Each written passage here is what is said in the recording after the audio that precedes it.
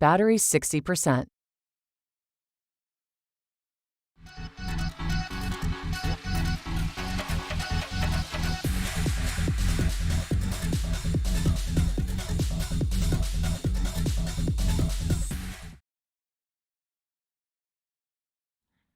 Hey everybody, and welcome to another Wednesday night live stream. See, 2 weeks in a row. I am getting back into streaming, and let me just adjust this. There we go. I'm getting back into streaming on Wednesday nights and trying to, stream more often so that you're not just seeing me once a week. Because I think I'm doing a decent job, and I kind of want to expand and play more games, and just hang out a little bit more. Actually sort of embrace the hobby that I've been trying to do for what 4 years now, or 4 and a bit years. Man, that's crazy to think about that it's been 4 years, but yeah, so I'm getting back into Wednesday night live streams, and tonight we're gonna be doing the second chapter or the second stream of my story-driven city playthrough. I already have the gameplay set up and ready to go. I have the sort of narrative of the narrative events that I want to talk about and explore. And like I have that all set up on sort of a, I want to say it's a cheat sheet because like God, I would not be able to remember it all if I were to try to do it without actually looking at the um without actually looking at it. So yeah, I'm ready to go, and I'm hoping you guys are too. And yeah, let's get into it. So quickly before we get into the second chapter, if you haven't done so already, I would appreciate it if you guys could please consider giving me a follow here on Twitch. It really does mean a lot, especially as a small streamer. I'm really doing this as a hobby right now, and it's fun and relaxing and enjoyable. But I also like seeing when people decide to follow me, because it shows that like I'm actually doing something right. Like I'm not just sitting here talking to nobody, and like people actually like my content, and people want to see more of it. So I would greatly appreciate it if you guys could please consider giving me a follow. It would really mean a lot. If you have any ways, if you have any suggestions for ways I can improve the stream, if there's anything you want to see in terms of like how I can improve the stream, or if there are any games you want to see us play in the future, you can let me know over here on in the Twitch chat, or in the suggestion box underneath the video or underneath this live stream on Twitch.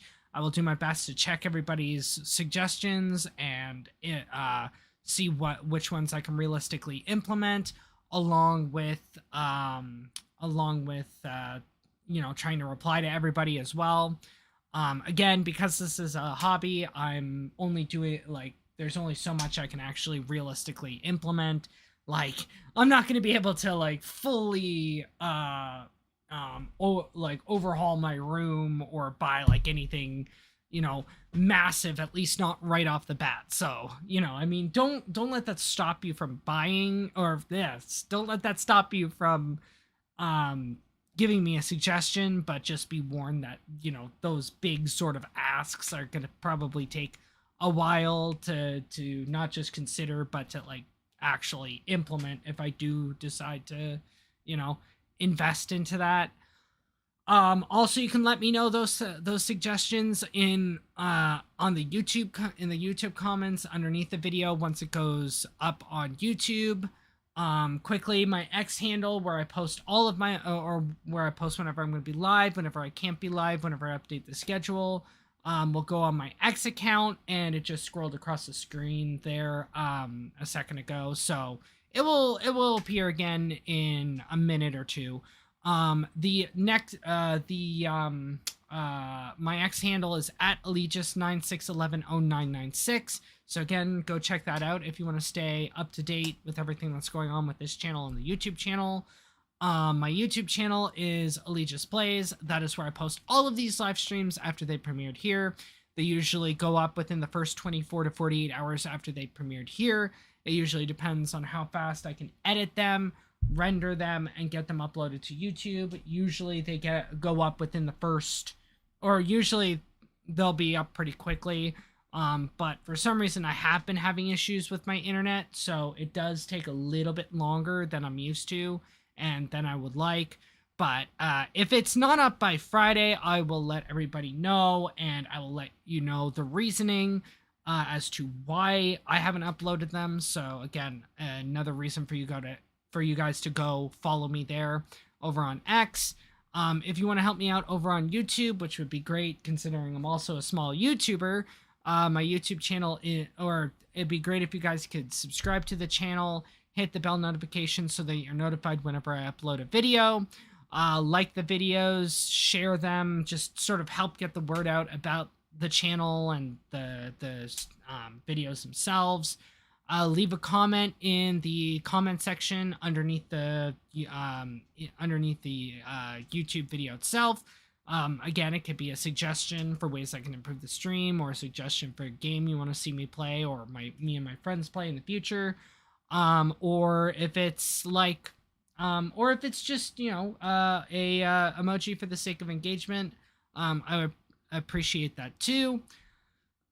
With that being said, let's get into the stream, because I think I have like 3 hours of gameplay footage that we need to watch. So it's gonna be interesting to watch this all and see, rewatch and see how the city develops from the beginning. Like I said, I did edit out some of the things, like when I go to the washroom, or when I go for dinner and stuff like that. So the video is not as long as like 3.5 hours or whatever, or how long I've been doing how long I normally stream with my friends.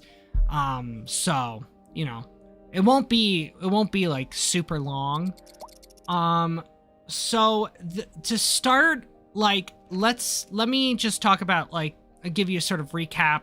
I talked about how, this peninsula that both the Mishabak and the Ashali, the native nations that currently exist on this Gulf Coast peninsula, which is, again, where this takes place, they named their settlements Misha Oka, and I forget what I called it last week. I did change the name because I wanted something more realistic to where the Ashali settled, so that it doesn't, like...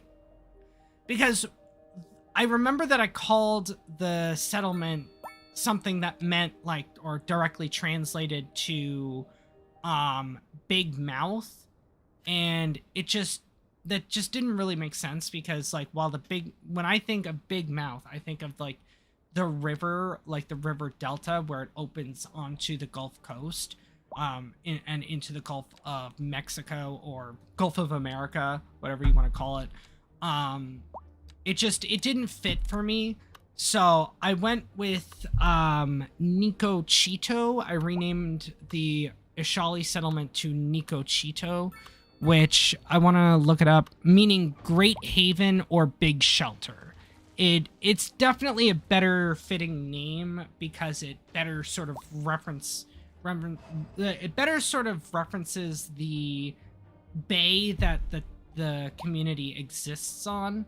So whereas, like, Big Mouth, I automatically think of the river. So if the Ashali, I'm gonna probably have the Ashali make another settlement on, like, closer to the river. That will probably be named, Big Mouth. So it's just sort of a replacement.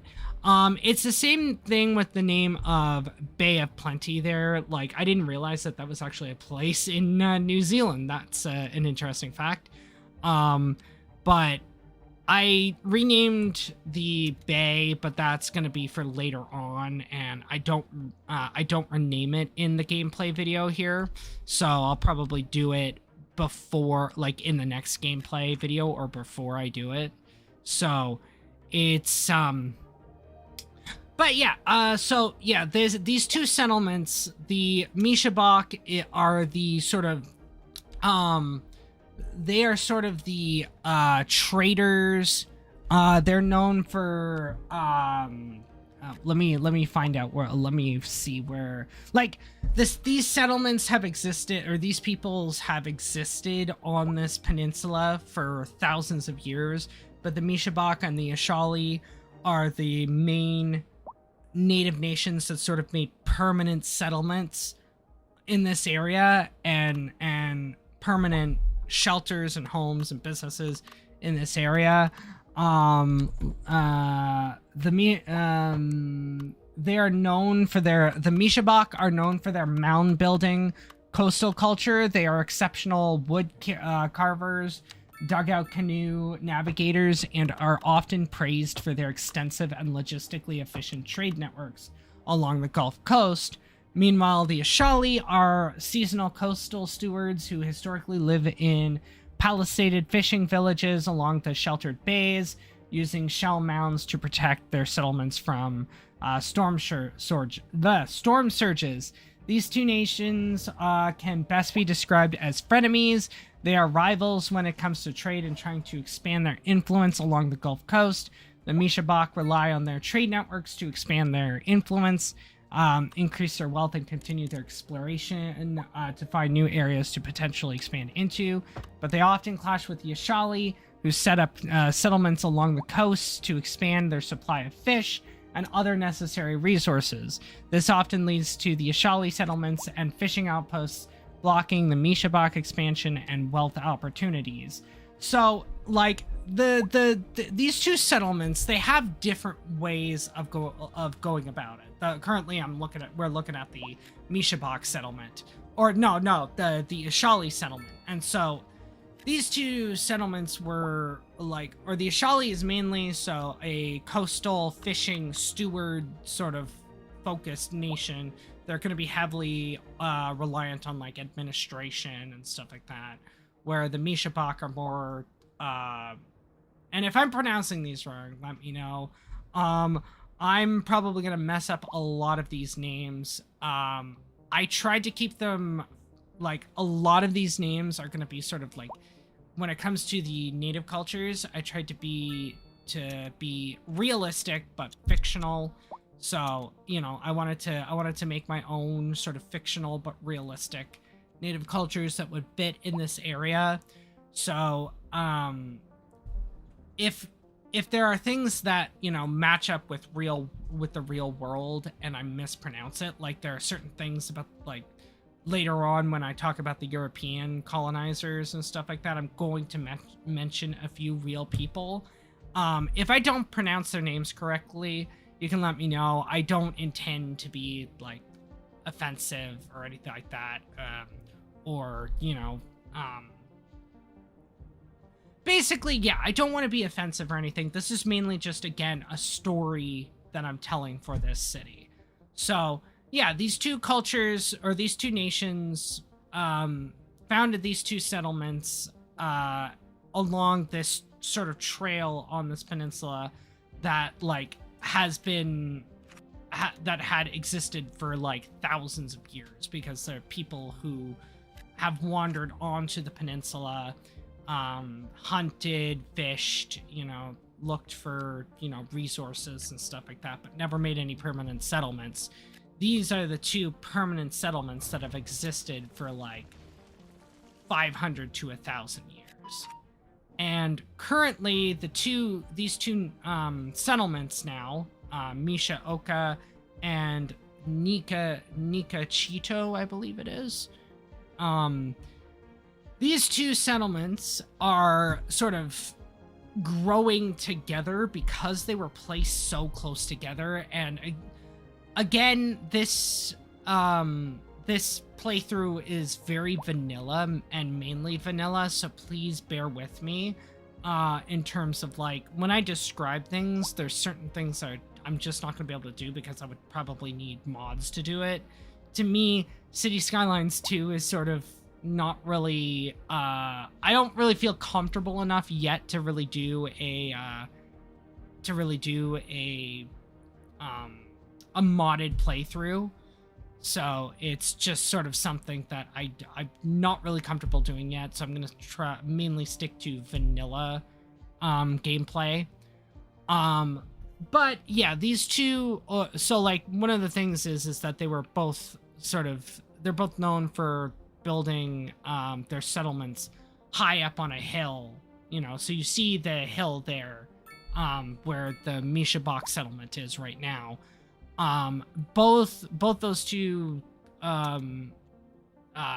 both nations founded their settlements on mounds, and so like those to me just felt like the most realistic places that they would have started their cities or their communities. So that's why they sort of exist on the top of these two hills or these two bluffs, because it makes the most sense in my opinion. Like that's the closest we'd probably get to like visually reflecting the story behind the Mishabok and the Ashali. So currently, like both cities are both settlements dash cities dash towns, whatever you want to call them, are sort of getting closer together, and I think that this is probably like the biggest concern between. That's right. If the birth rate continues It's the same thing over and over and over again, especially in the early game. The announcer, the radio broadcasters basically talk about the birth rate, death rate, stuff like that. But yeah, there you go. It's funny like the first time you hear it, but it's kind of dumb after a while. But yeah, the cities are sort of slowly growing together. And as they grow closer together, like the tension is starting to rise because, you know, as sort of communities of sort of different nations or cities grow together, they sort of start to be like, well, hey, if there's no boundary here, you know, we have different sort of values that that sort of conflict with each other.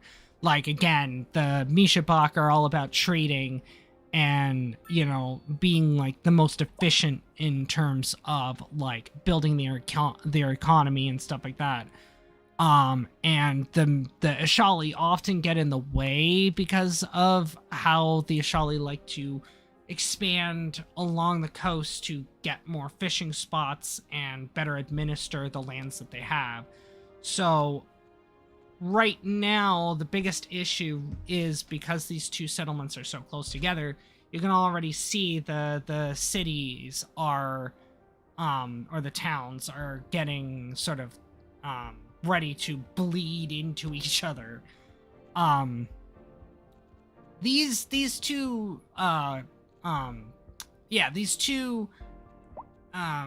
towns and the nations as a whole are not they're not enemies. They are kind of rivals, but and here I'm actually debating like building a cemetery, but the biggest issue is like in the early stages, not only trying to find the right spot for it, but like the early stages, you're struggling financially in Cities Skylines 2, and I'm trying to play it normal vanilla, you know, normal mode vanilla, but it's incredibly difficult. So I didn't end up building a cemetery because it's way too expensive at this point. And I had a sort of better idea, you know, further down the line. But yeah, these two settlements dash towns are sort of bleeding together, and like right now the community's leaders are sort of not doing anything about it.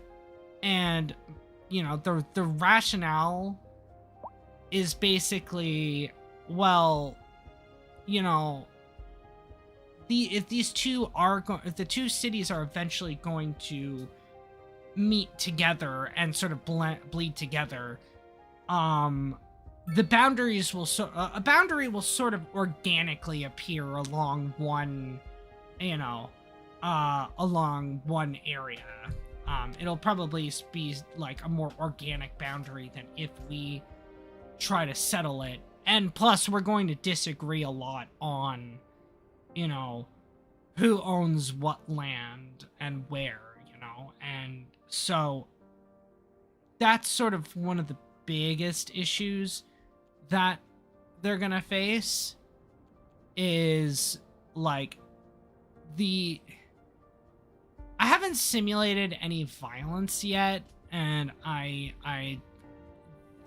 the thing is that, like, while what I described, like, about the issues between the Ashali and the Mishabak, that the boundary dispute would sort of kind of cause tension, like, it would sort of cause like animosity in a way.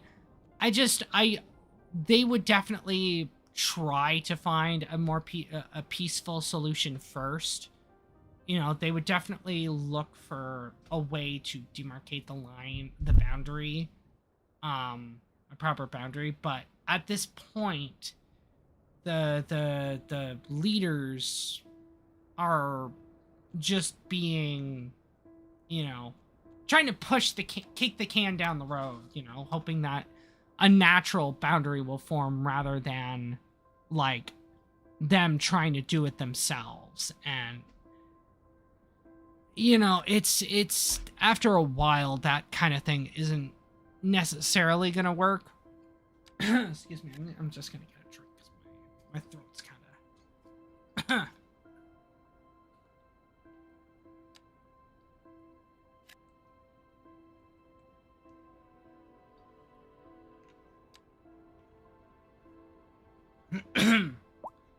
So, yeah, currently you can see that like the Mishabak are expanding to the east along the shore there, because of where their commercial and industrial hub is. Like, once I'm able to start building building ports in that, I am gonna put one there so that you can see that they are, bringing stuff in through the sea, and they are using the waters to send out resources and sort of trade. It's just that right now, there you go, you can see a second road being built to show that the second road there is being expanded to show that the city is, or the two communities are starting to bleed into each other. But I do plan, once like fishing and harbors and the ports are available, I do want to add them there to show that the cities are especially the Mishabak are trading heavily with their neighbors and the other cities that they control along the Gulf Coast and the bay too, because there are more than one settlement along the bay. It's just that because I only have one square right now, one square right now in the game, I can't really show the other settlements because they're further outside. So even though it'll be later on in the story, I do plan to take some time to build like the other settlements that the Mishabak and the Ashali did found.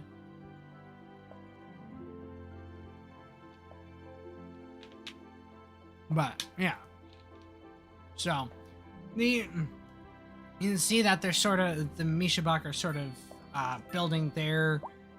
I'm having the Mishabak sort of settle their homes to the closer to the commercial and industrial hubs there, where they are, and to some extent, I'm kind of doing the same with the Ashali community of Nikochito, but the problem is for them is that if you saw the way the wind was blowing, the industrial hubs producing pollution is gonna blow up that way to like directly to the north. So they're not as like economically powerful as the Mishabak, as the Mishabak's community of Mishaoka. So they're sort of it's the community for them is sort of growing a little bit like west and a little bit but a lot more east towards towards Mishaoka, which is exactly the problem that I was mentioning earlier. And one of the bigger actually let me okay. Yeah. And one of the bigger issues that they're gonna that I faced personally when building these cities is again trying to build a more organic and natural city layout for these two towns, because the thing is that like while I guess you would have some pre-industrial towns, whether it be a Native American or indigenous town or a European town or whatever, could potentially have a planned grid, I guess. Like, I mean, I guess it's possible. It's just I felt like, you know, this was one time where I could test my skills at a more organic layout, you know? I definitely wanted to test it, and I wanted to really, you know, hone in on it, because it's not like I've never done it before, right? And all I'm used to are the grids. So while it's not impossible for, you know, gridded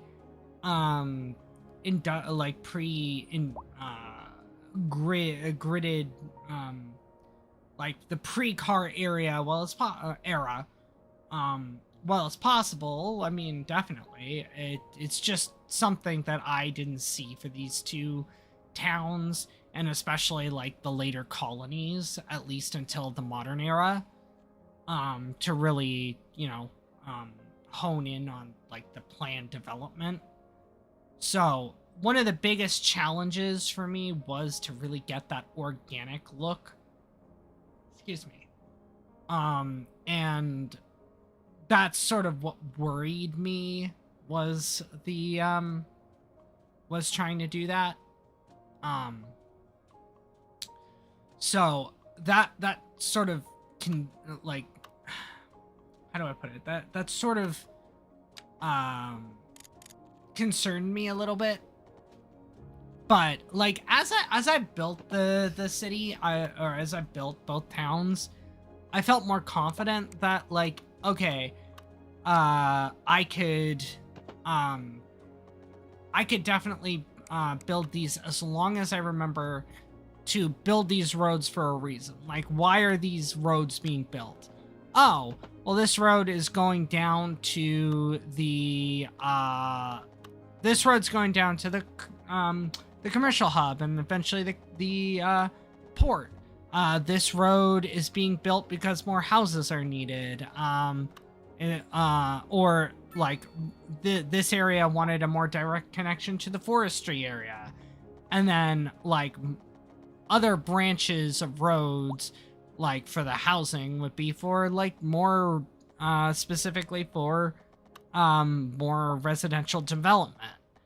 And so that's sort of what I tried to remind myself of, is to, you know, always try to have a reason for why I'm building the road, or a road specifically. And I think I've pulled it off fairly well here. I mean, I'm not saying I'm nowhere near being an expert, but I feel confident I was doing the right thing. You know, I was doing a decent job with it. As the area is attracting more high-end stores, bringing the latest in luxury to our neighborhood. You can now shop for designer shoes while sipping a fancy local Jarva mate, or so my wife tells me. That's good for business and good for the community. Thanks, Jim. We'll be back after this. A housing shortage is driving So- up prices in the area. That's right, Glenda. But apparently that's not all good news. We're joined today by an expert guest, Professor Nutbutter. Welcome, Professor. Nut butter, So oh a my housing God. shortage is bad for the people trying to move here, right? Humans are programmed to desire certain representations within ideological reward structures, which are entirely apart from the actual rewards enjoyed. For example, consider capital. One final question, Professor. Is the housing shortage going to make me richer? By certain metrics, perhaps yes, in the short term. I like the sound of that. But what we are discussing is the study of a statistical abstraction and its effect on the human Thank you, Professor. It is a question of Okay. priority. So, like, the next major historical event. Oh my God. Hope everybody out there has a good one. All right. So the next big sort of thing that happens here as the city is, as I'm building the city here, like I was saying here, you know, the cities have constantly had, you know, issues with, or the towns have constantly sort of had issues with trying to find a middle ground of like where they can settle their towns, or where they can mark the border. And so this again didn't happen. Like this boundary dispute wasn't fully resolved until again, this is again to try and be realistic, but also to be fictional as well. Hold on.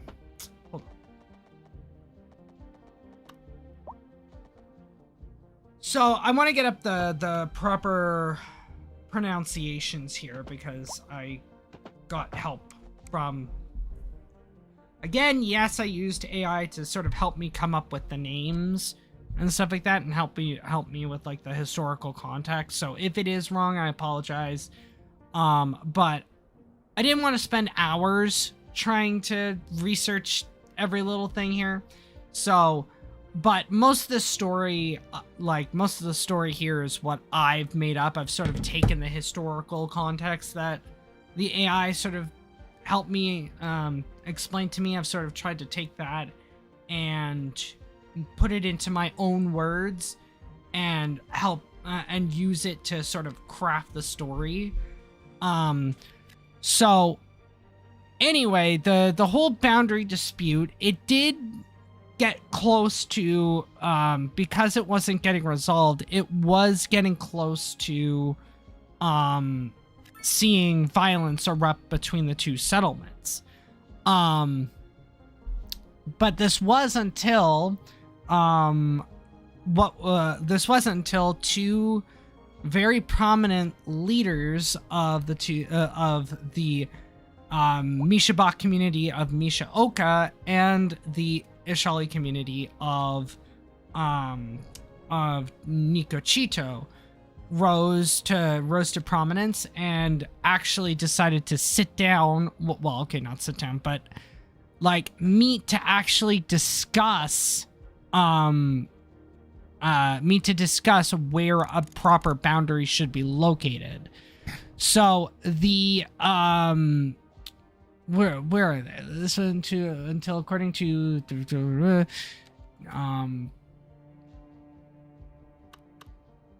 So where are they here? I'm trying to find their names so I could talk about them. I wrote so much down. I shouldn't write so much down, or I'd spend way too much time looking through my notes before, doing this. But so the names are disputed, but most agree that these two prominent leaders who met were how do you pronounce this? Oh my god. I want to get it right.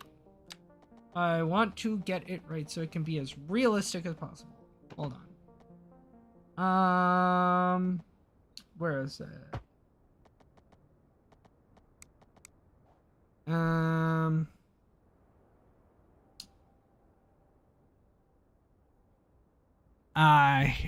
Here we go. Chief Chito Mako, right? Chito Mako, translating to Great Leader. Again, if I butcher the name, I really do apologize. But it translates to Great Leader, so it basically is Chief Great Leader in English, but this person was known for being extremely prominent in the town and was very sort of pragmatic, and basically he became a great leader, and sort of that's how he got the name, was that like he was known for being a likable, efficient, and someone who is sort of very persuasive with the population. And Guardian, how do you pronounce this one? Guardian Nico Habe. Yeah, Habe. Nico Habe. Of the Ashali, which the name translates to... Oh, did I not? I didn't provide the what that translates to. It means Baywatcher or Guardian of the Shore. So I think we'll go with Baywatcher. So the name would literally translate to Guardian Baywatcher.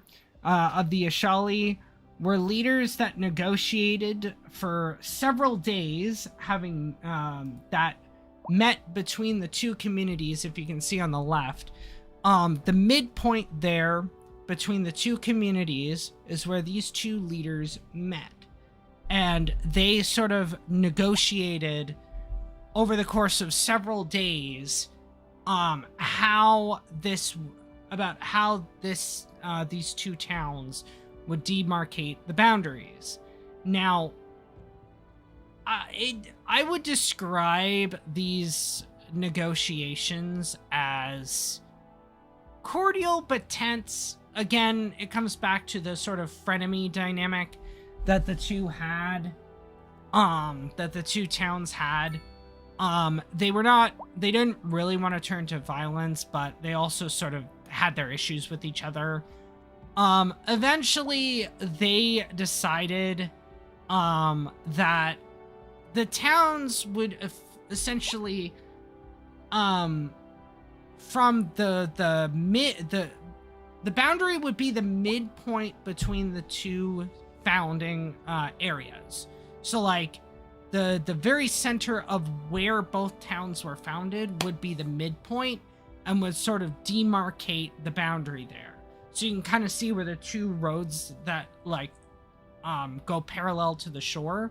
Halfway down that would sort of be the boundary. And let me see here. What else did I say? Would be the boundary. boundary that would exist between the two towns. While this border would be considered open, meaning people could move to both towns, converse with each other, live in both towns if they wanted to. It would be an official demarcation that both communities would agree to and adhere to when building new homes and businesses, which means that, like, they would understand that the two towns would sort of not build in each other's territories, essentially. Like, again, the boundary the border was open between the two towns, but the businesses and homeowners would understand that that if you're part of Mishaoka, you won't build your home. If you're gonna be like a citizen of Mishaoka, or you're gonna be like one of the higher up, like one of the people governing the town, you're not gonna build in the Ashali settlement of Nikochito without permission. And it's the same way, like, reversed, you know what I mean? So like the people in Ashali wouldn't just automatically go and build a business or a house over on the other side of the border. So it sort of demarcates it for like official business. So they would they would respect the boundary for like official business, but like it was basically open to everybody, even traders and that, traders. I should say that like more I should make the sound on the D more amplified so that you can hear I'm saying traders and not traders. So yeah, they negotiated for several days until they officially agreed that the spot where they were standing would demarcate the border, and a series of small monuments would be erected along a straight line cutting between the two communities that would make the border official and visible. So basically, I don't have parks and plazas yet. Like, I don't have options to build parks and that.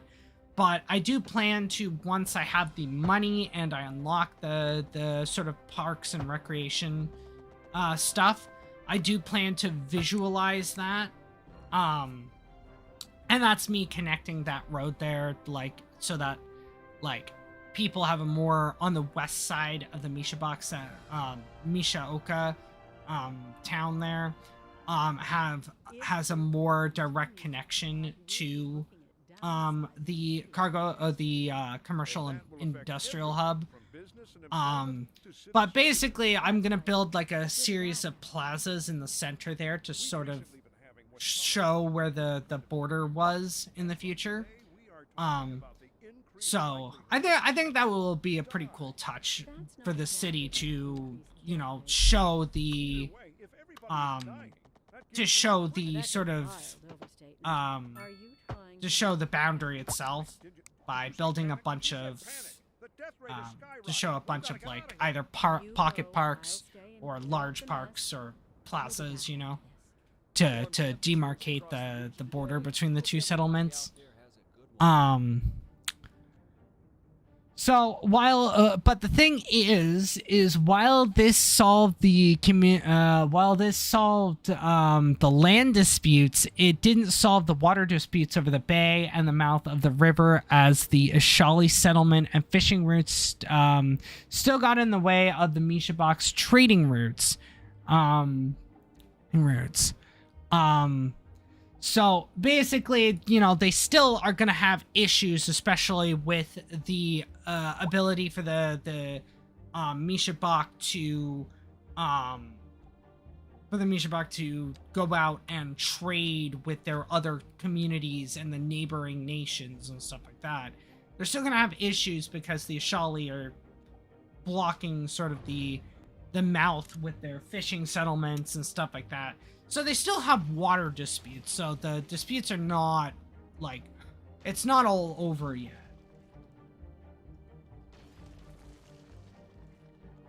And that's me sort of just readjusting the pipes. Again, some stuff is going to be unrealistic because, unfortunately, like, the game doesn't let you really truly reflect this time period because, like, every city in this game needs pipes and water and stuff like that and electricity. So there's no real way, unless I want to go in and try to find script mods and assets that don't require water and electricity, and I really don't want to waste all that time trying to find that. And then if I have to do anything special with the mods, I really don't want to spend too much time doing that. But the other things that were going on as well, like this second chapter goes from like sort of, you know, the middle 1300s to the like early 1700s, the second chapter, just to sort of, you know, get the good idea of like the late sort of, you know, pre-exploration era,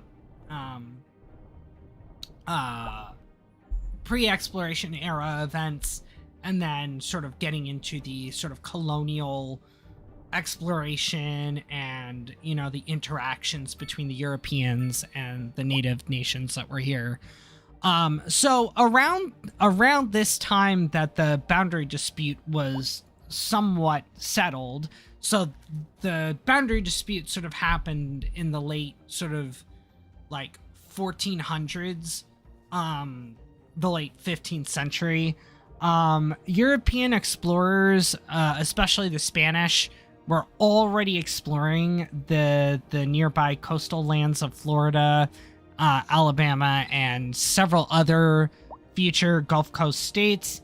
The first explorer to set eyes on the bay and peninsula was, again, I'm going to butcher his name, I'm sorry to any Spanish speakers, Alonso Alvarez de Pineda, around the year 1519. So this person was a real explorer who did explore what would become the Gulf of Mexico. However, de Pineda,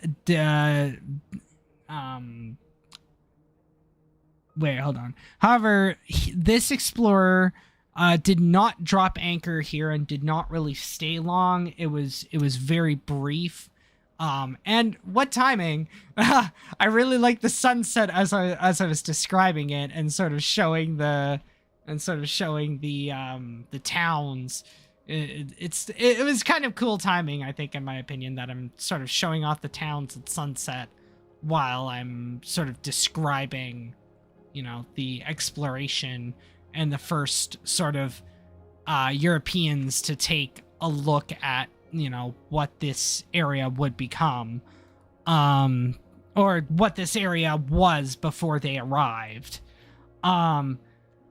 So he did not anchor here. It is believed that a survivor of, again, gonna butcher his name, Alvar Nunez Cabiza de Vega's shipwreck, who found refuge on this peninsula around 1528 or 1529. So it's believed that a survivor that we that don't really know the name of was a part of this other explorers expedition to the Gulf here, or to this area, or no, to the Gulf, that got shipwrecked. The survivor escaped the shipwreck and moved over and sort of found this peninsula in around 1528 or 1529. Although the survivor's name is lost to time, it is theorized that the survivor met the Mishabak and traded what little he had. In exchange for a place within their town of Misha Oka. So the survivor sort of moved into the town after they agreed in exchange for the resources that he had on him at the time. The survivor integrated with the locals, though he passed on. The survivor integrated with the locals, though he passed on a map that he had charted of the bay, peninsula, and the surrounding areas. Though the Mishabak trade routes, or through the Mishabak trade routes, so this map was passed along to a trader, a Mishabak trader, who then passed it along to another member of the trade network, but eventually ended up back at Alvar Nunez Cabiza de Vaca's delegation. Hold on, I lost my spot. Delegation who managed to get the map back to mainland Spain. On the map, the survivor had charted the bay as Bahia de Santa Isabel. That's where the first name started appearing. The bay literally became known, and I'm going to rename this as soon as I start the gameplay for Chapter 3. The name for the bay is Bahia de Santa Isabel. It is also theorized that this explorer did not stay in Misha Oka for too long, and decided to and instead decided to travel along the Mishabak's trade networks, living amongst the natives in the different towns that the Mishabak had set up along their trade network, with the ultimate goal of learning about their culture and learning how they developed such an effective and efficient trade empire. So this survivor, instead of viewing them as instead of viewing the Mishabak as inferior, he decided, this specific survivor decided to learn about why this Native American nation was able to set up such an efficient and effective trade network.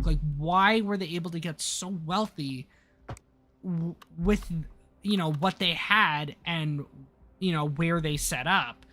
And he wanted to learn more about their culture. So this is mainly why it is almost impossible to verify the name of this survivor. Now, let me mention that, when I say this, that's not me trying to say that, oh, all of these explorers and settlers were all nice to the Native American nations and the peoples, because we know historically they were actually not. But, there are people who didn't view not everybody agreed that, not everybody viewed the Native Americans or the First Nations up here as inferior. I'm sure if you dug hard enough, you'd be able to find them. And that's sort of what I wanted to portray here, was that, I don't want my story to be all negative. I want my story to have positive parts to it. And I believe that that's Survivor's story was, a sort of positive interaction or a positive part of the story that I wanted to add. So while at this point, no Spanish outposts would be established during the 16th and 17th centuries, the Spanish claim to the area faced several threats from other European powers, mainly the French, and to some extent later down the road, the British. The Mishabak and the Ashali were neutral in the sort of early colonial exploration and rivalries with land claims. The Mishabak and the in the town of Misha Oka, and the Ashali in their town of Nicochito, they were neutral on the competing claims, but they both made it clear that they did not recognize any sole foreign claim to the peninsula. So they viewed themselves, vehemently viewed themselves as like separate nations that did not have any obligation to become subjects of these European colonial nations as they were initially exploring and sort of trading and doing some initial trading during the 15th and 16th centuries. They were making it absolutely clear that, you know, we are separate towns, we are separate nations that are not going to be, we are not going to be beholden to you. And, like, they clearly, you know, had a separate culture and a separate, you know, ways of doing things, and, you know, they wanted to keep their traditions, and especially, like, this is the main reason being as well, is that, you know, they believed that it was their land because their settlements have existed for almost a millennium.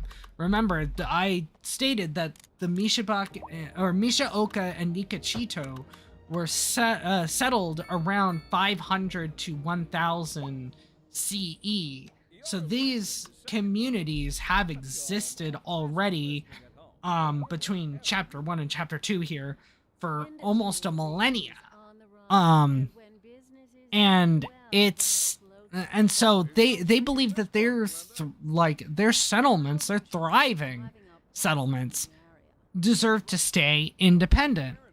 Now, the thing is, this is where I took a little bit of, this is where I sort of diverted from our timeline a tiny bit. The Spanish understood and respected the Mishabaks and the Ashali's claims on their lands for the most part. They did it for the most part, as they were hoping to gain the support of both nations to back their claims on the rest of the peninsula.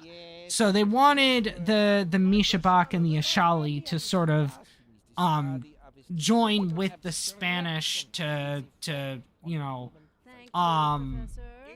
they wanted the backing of both the indigenous or Native American nations, you know, to validate their claim on the rest of the peninsula and the bay, so that, like, you know, the French or the British or any other European empire would sort of be like, okay, fine, we won't touch this place. We get it, it's yours. You know, even the indigenous nations that were here are accepting of your claims, so we'll sort of leave you alone. So again, both Native American nations were sort of, you know, they didn't want to accept the Spanish claims, but they were sort of like, well, you know, they are sort of trading with us. They are sort of trading with us, and they are offering things that we could make money off of and we could benefit from. But like, so to further incentivize the Mishabak and the Ashali, to support them against the French, to support the Spanish against the French, the Spanish gave the Mishabak and the Ashali access to their markets and resources that were not found on the peninsula. So, because of this, and because of the Mishabak's focus on trade, they were sort of a little bit more receptive to the idea of, you know, backing Spain in that regard. They were a bit more like, okay, you know, we get it. We don't like it, but okay, we'll sort of respect it because you're willing to do more trade with us that could actually benefit us and make us more wealthy. They were a bit more receptive than the Ashali, who were more focused on being stewards and fishing and stuff like that. So the Ashali were kind of more isolationist in a way. They were sort of a little more isolationist, so they were a bit more skeptical, but they were both nations were very, very skeptical of all European explorers and empires. They really did not trust the Europeans, and of course with reason. We already know how, real life history worked. But basically that's how they felt at the time.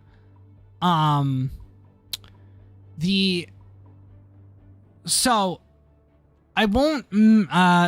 that's how things are sort of at this point as we get to, oh, hey, the farmer's market.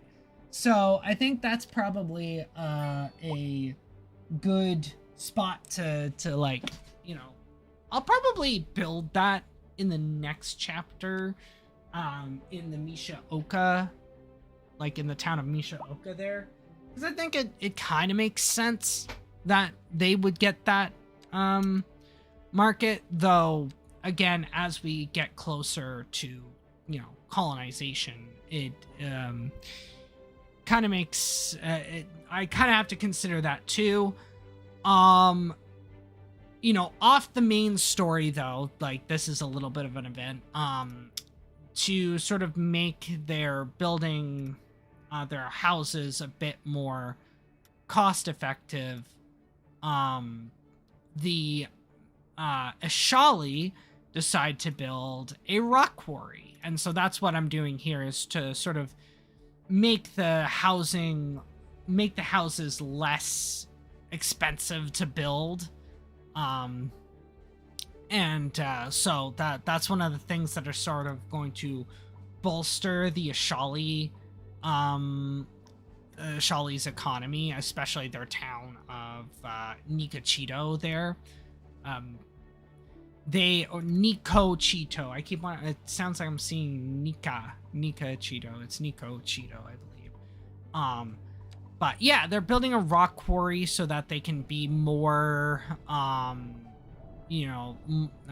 more self-sufficient in that way, and make their houses less difficult to build, and cheaper to build, especially resource-wise.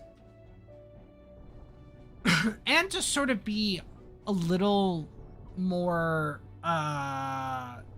financially independent, because that's the thing, like I was sort of struggling to show why the Nikochito would financially flourish without some sort of industry there, like other than the fishery there. I mean, I gotta explain that, like, the Ashali were mainly focused on fishing, but the big issue right now is trying to show that their town there has more of a reason to exist than just the fishing industry. Here I'm trying to get it to the roads to work the way I want it.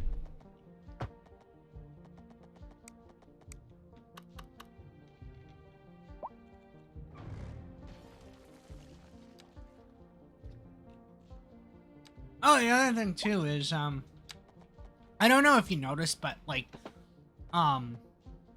just to sort of say, if anybody knows how I can get rid of the smearing that you see going on in the game, like that was happening in the game. If anyone can let me know how I get rid of the smearing in it, that would be great. I greatly appreciate any help, because the thing is, like, I know what's causing it. It's my NVIDIA graphics card being like, I think it's the fact that it's a newer version than the one that the game runs on. I think that's what was said. But I used to be able to fix it by going into the NVIDIA app, and there'd be an option there. I forget what it's called. But there'd be an option where I can set it to like default or whatever, and it would get rid of the smearing immediately. And it fixed the problem. But now, as soon as I have my new computer, when I got my new computer and I downloaded Cities Skylines, the smearing came back, and there's the option to do it is just not available. Like the options, like where the menu came down to show like whether to set it to like default or whatever, that's gone. Like it's not there anymore. There's no option to set it to, you know, the way I had it before. So if anybody else knows of a way to fix the NVIDIA driver so that it can stop this annoying smearing that's going on every so often, I would greatly appreciate it. That'd be very helpful, please. So yeah. So at this point in the story, the explorers are appearing, and like they're doing some initial trading with both towns, both with Mishaoka and Nico Cheeto. But it's very temporary. Though the Spanish do lay claims over the territory, so like they are making claims while the two towns and the nations as a whole have said, yeah, no, like we're neutral here. We don't want to be occupied by anybody.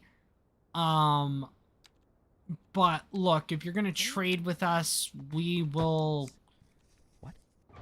accept your claims in terms of like against against your rival. Like, even though we don't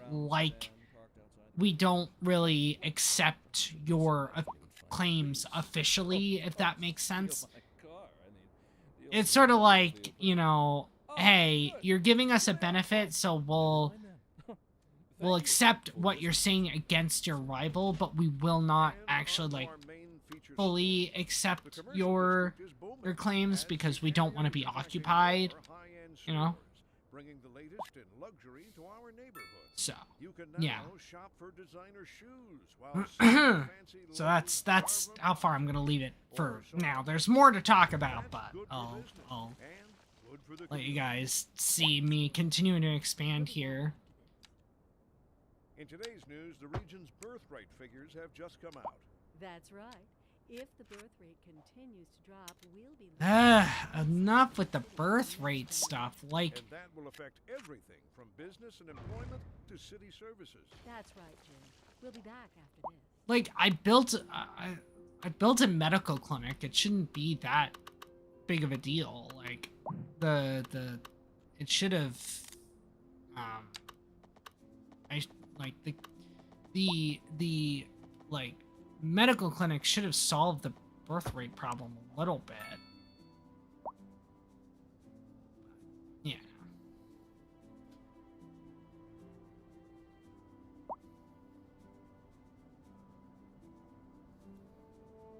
So, but like, as you can see, like the settlements are growing a lot faster. Like, we're already at 200 people. It's like 210. Yeah. So we're already at 210 people. Like, we are the two towns are growing a lot faster than last week. So, and it's because, again, they're both sort of flourishing as they get more amenities and more job opportunities and stuff like that.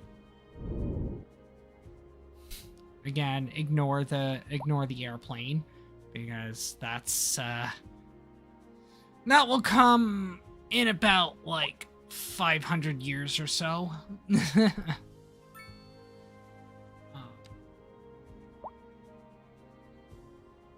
But yeah.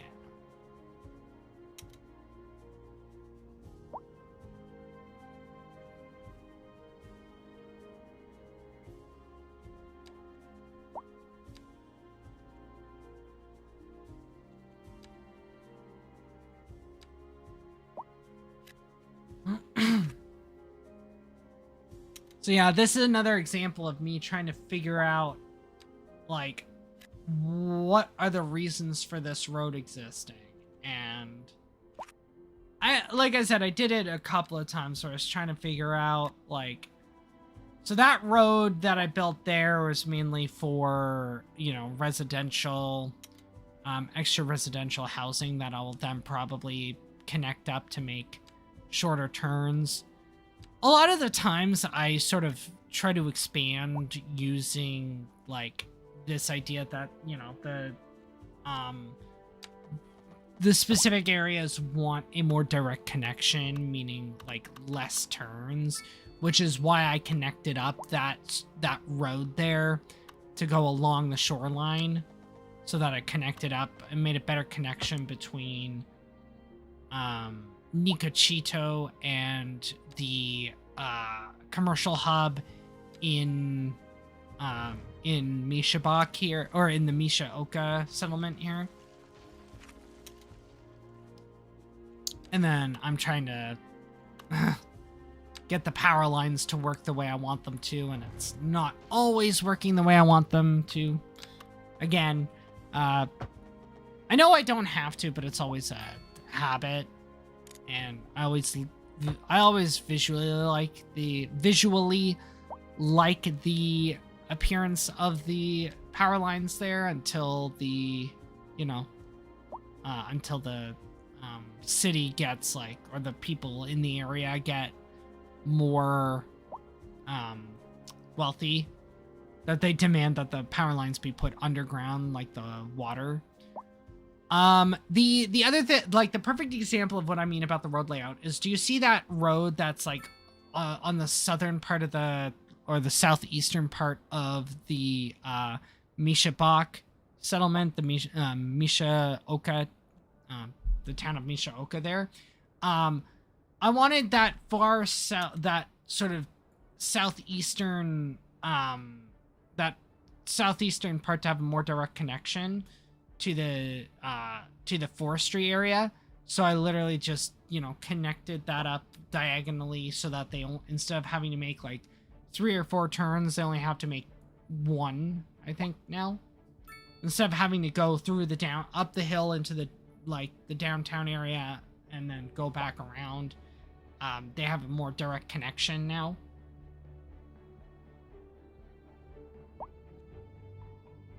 But yeah.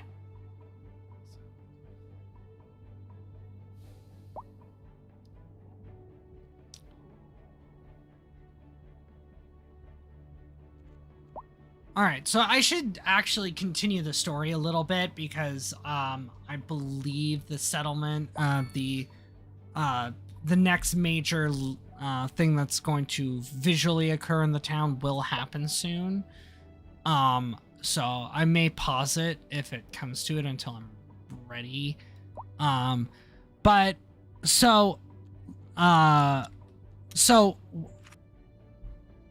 while the Spanish had so at this point, while the Spanish had a decent working relationship with the Mishabak and the Ashali, things began to change when around 1699, so we're getting up to the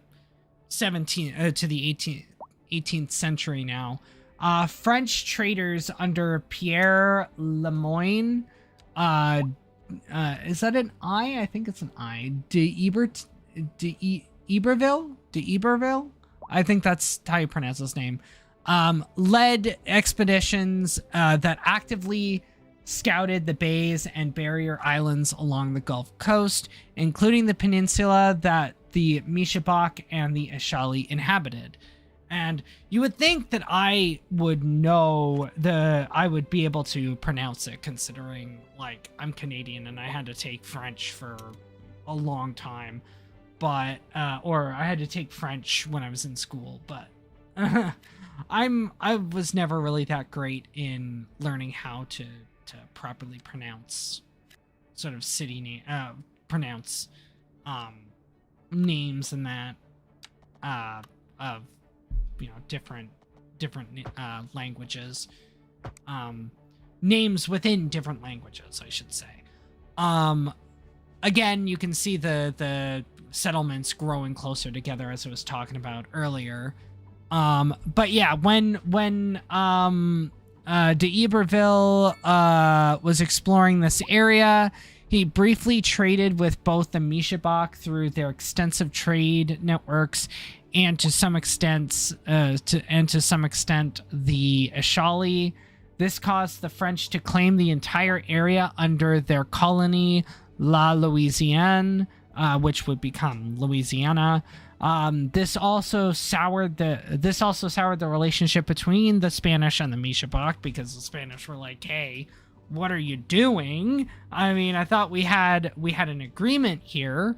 The Spanish felt disrespected and undermined by the Mishabak and expected the Mishabak to exclusively trade with them, because they had opened their markets and stuff like that and provided them with resources in exchange for the claims on the peninsula.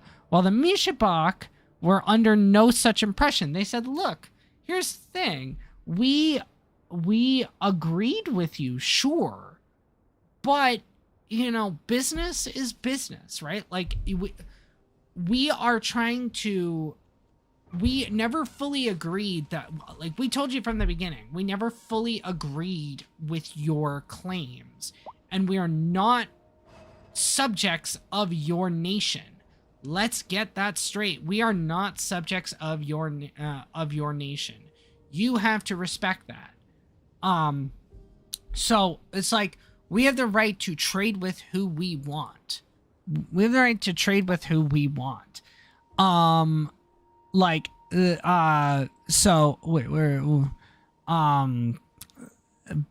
they had no such impression and believed that they had the right to trade with whoever they want, as they were not subjects of under Spain.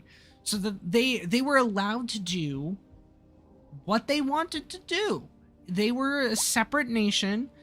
They had an extensive trade network, and if they have people who are willing to trade with them to help them get more wealth and help their people, they're going to do it. So, let's see. This would then bring us to, okay, I'm gonna pause the official story until we actually start seeing the initial settlement, but it should be coming up soon.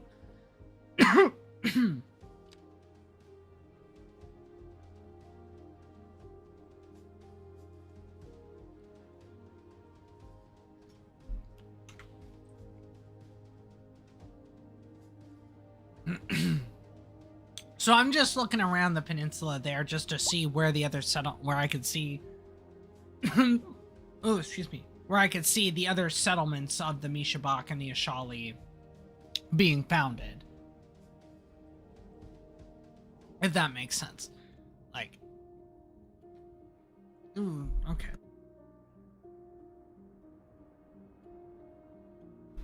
Sorry guys, I got a bit of gas here. Sorry. But the initial settlement of the next big event will come up soon. So I want to wait till we actually start seeing that before I continue on. But that also might have to wait until after I go on my break, because I'm probably going to go on my break about 8 o'clock or 8:10. Because that's usually the halfway point in the stream. So.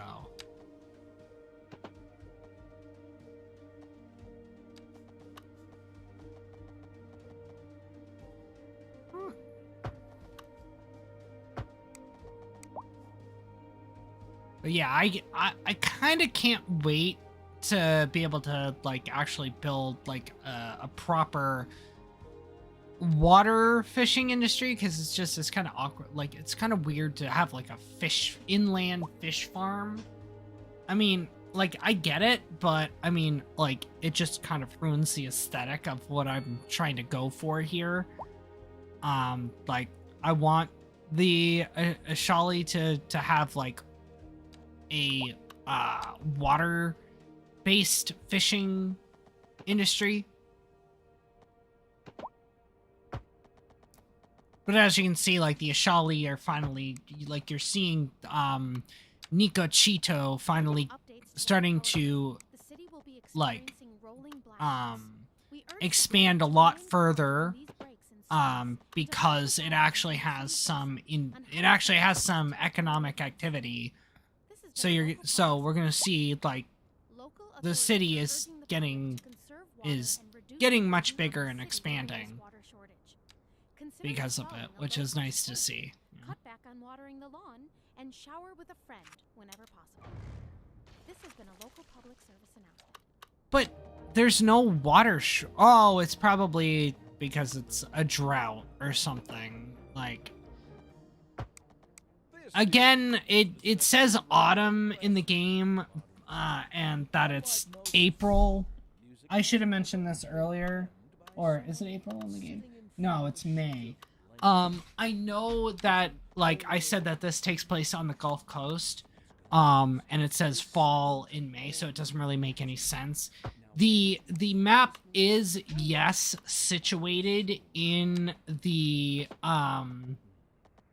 southern hemisphere because the seasons are reversed, but I wanted to call, or I wanted to do a story about like a Gulf Coast city, and I thought that this peninsula had the right sort of temperature and the right like land. I thought it'd be interesting for it to be a sort of Gulf Coast city. So like, if you guys could just like I've said before, if you could just ignore the actual month of the year, like, that would be great. Yeah, I decided to finally change the radio station. But yeah, it's sort of what I wanted to say again, to remind everybody, like, ignore the month, focus on the season, I guess.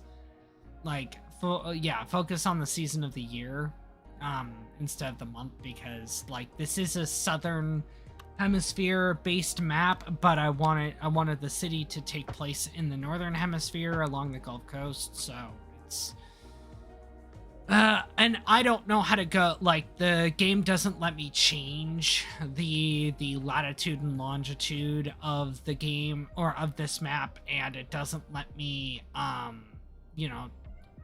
it doesn't let me change the latitude and longitude on the map or change the hemisphere, but I really wanted this to be a Gulf Coast city, so, just please, just pretend. Have an imagination. Because that's essentially what I'm doing right now. With the whole story, anyway.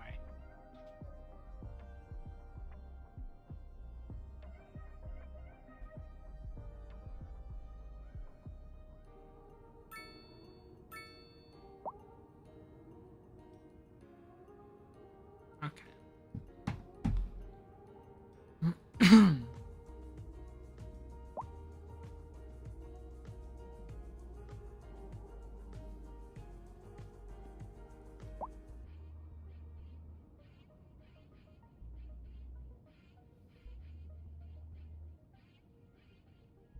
So, yeah. Thought I'd be starting the settlement already. I thought the colonial settlement, but I guess I haven't.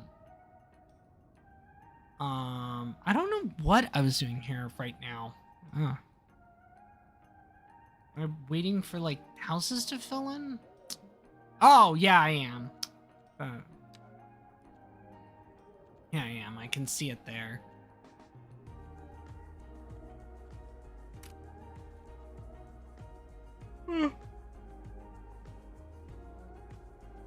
Yeah, I apologize if I kind of forget what I was doing at that moment. I filmed this, or I did the gameplay on, what was it, Friday of last week, I think I filmed this on Friday, so this is like what, 5-6 days ago. But you can see why I found the map really interesting. I really liked how they made it. I think they added a lot of flattened land, which was nice, and I don't know, it worked in my opinion, and I think it was perfect for to tell a story like this. So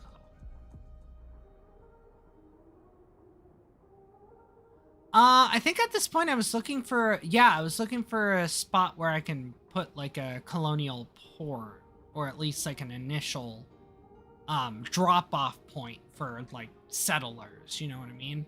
So I think I'm getting close to where I was considering where I wanted to put the colony and the initial settlement for the colony. So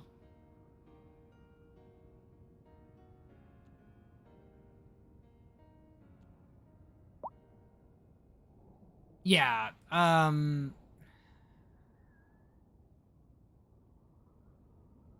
yeah, I think that was at this point.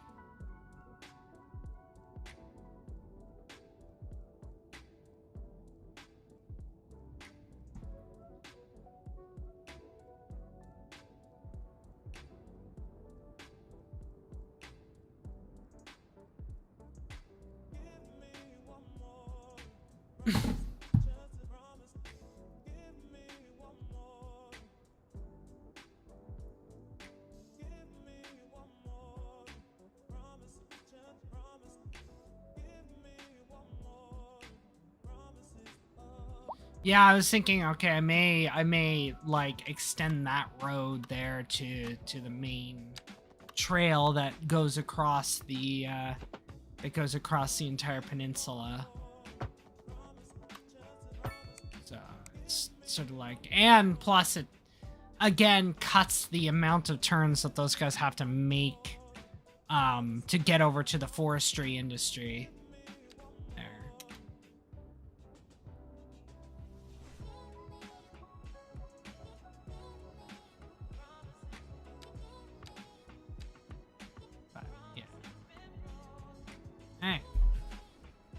I really gotta look and see why see if I can like increase the amount of I gotta see if I can increase the amount of time before my computer minimizes.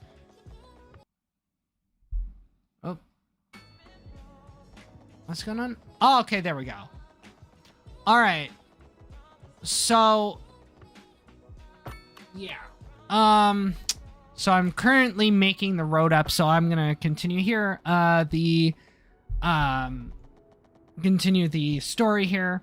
So, afraid of the growing French influence in the region and the growing trade relationship between the French and the Mishabak, in 1705, the Spanish sent Teniente Coronel Don Mateo de Escalante y Cordova to found and establish a permanent fort and settlement on the hill overlooking the bay, as well as Mishaoka and Nicochito.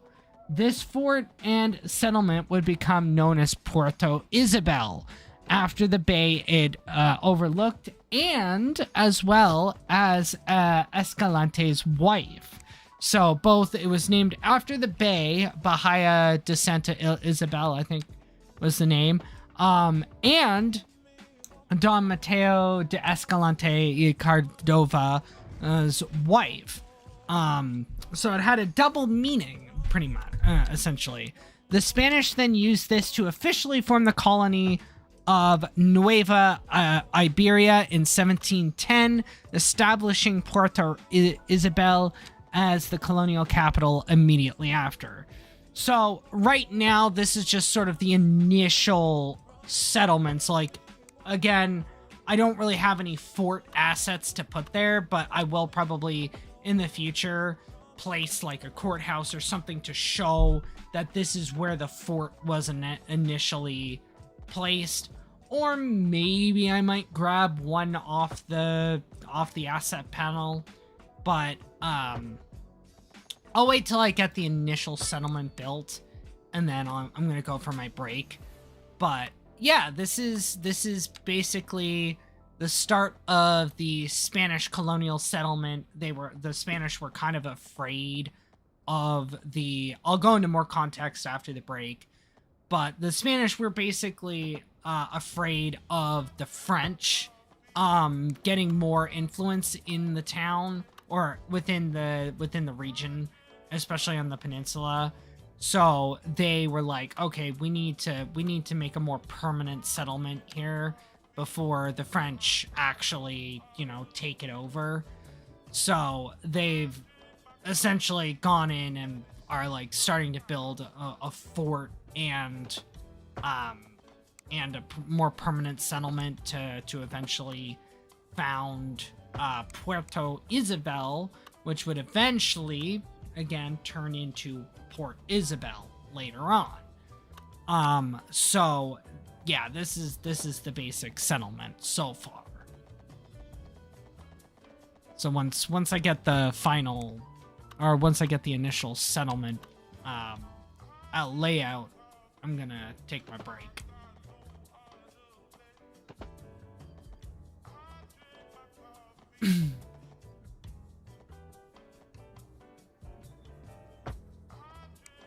Now, I decided to go with a more disorganized grid because, like, I wanted the settlement, the initial colonial settlement, to have a sort of developed planned development, right? Because the person is planning the development of this community. But I wanted it to be a little bit more disorganized because it's not going to be complete, like, it's not going to be perfect. And, we're still talking about sort of modern development too, right? So the, like, measurements are not going to be exact, and it's going to be still a bit more organic while so it's going to be a lot of development, but, like, again, still sort of imperfect and more organic plant development, if that makes sense. I'll just finish this, and then...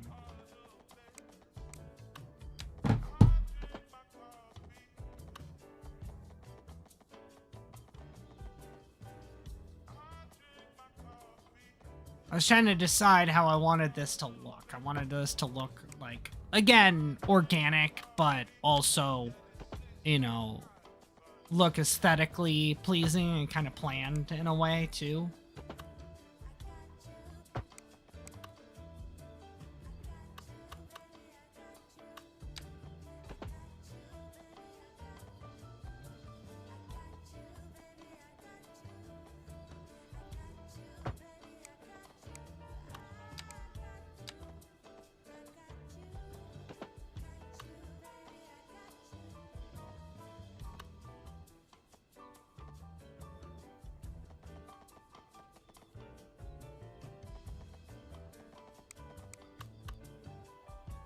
Alright.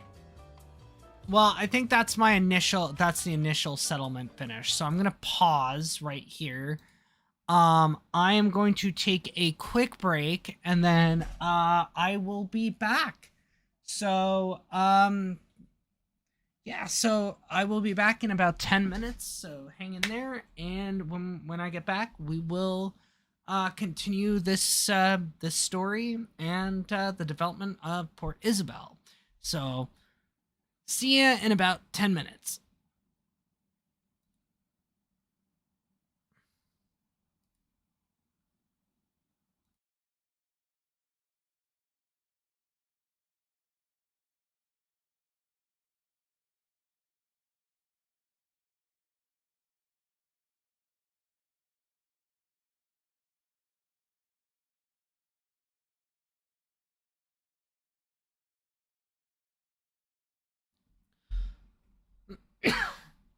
Sorry, everybody. I'm currently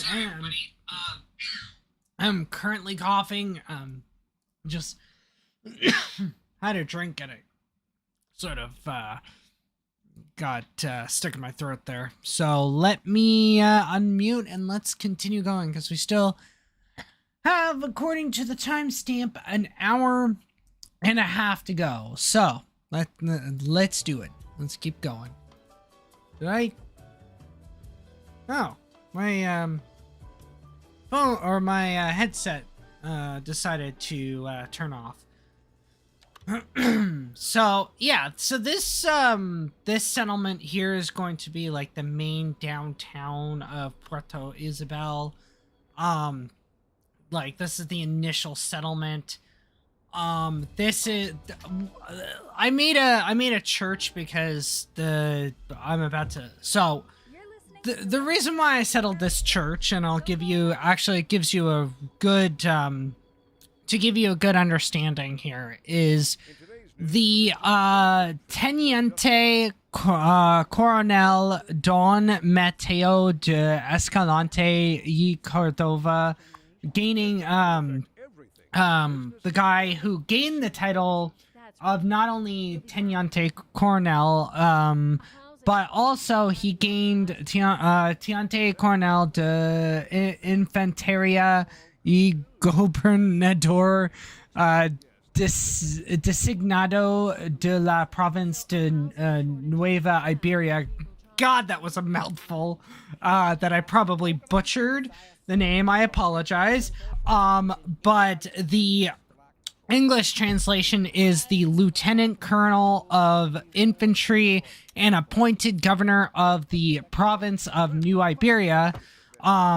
After the fort settlement and colony was of New Iberia and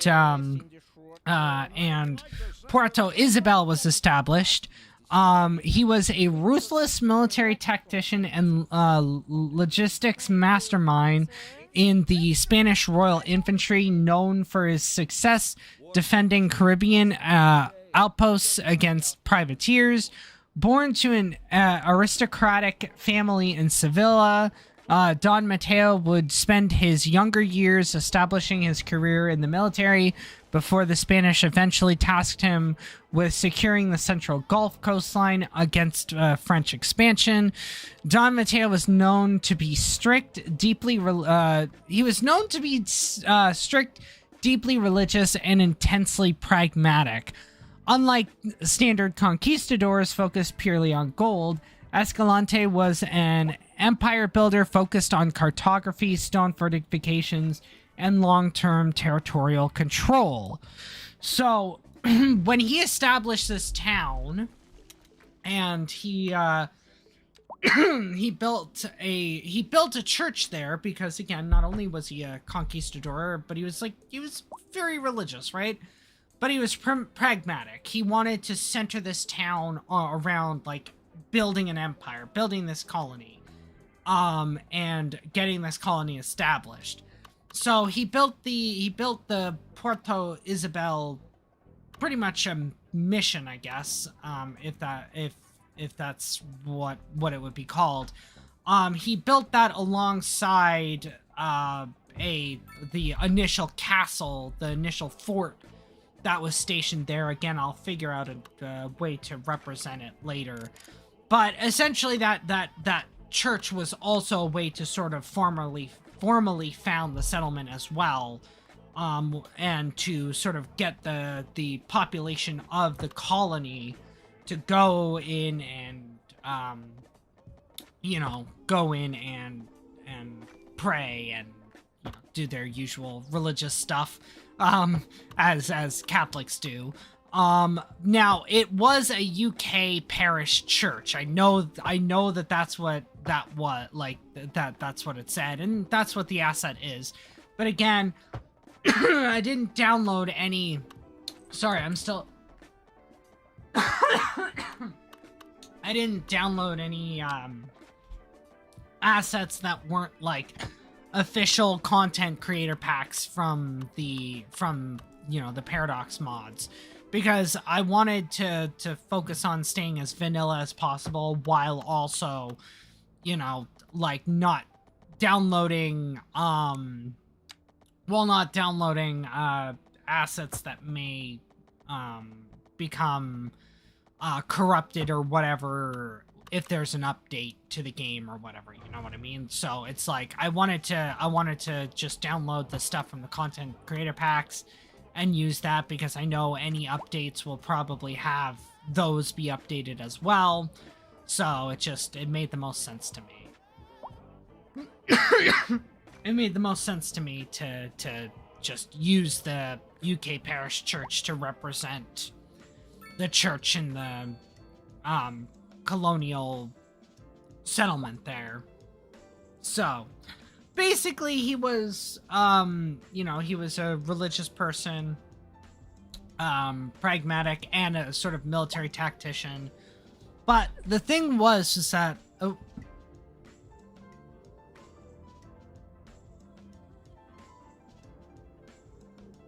oh, that's good. I mean, that's good to hear that they haven't broken the mods yet. But like, I'm just the type of person to sort of be overly careful, you know? Like, I'm definitely the over careful type, you know? So, the good thing is that the new updates, like you said, haven't broken them. So glad to hear that. I'll probably be more motivated to actually go in and like download mods that would make the area look more realistic to the story I'm describing, you know? So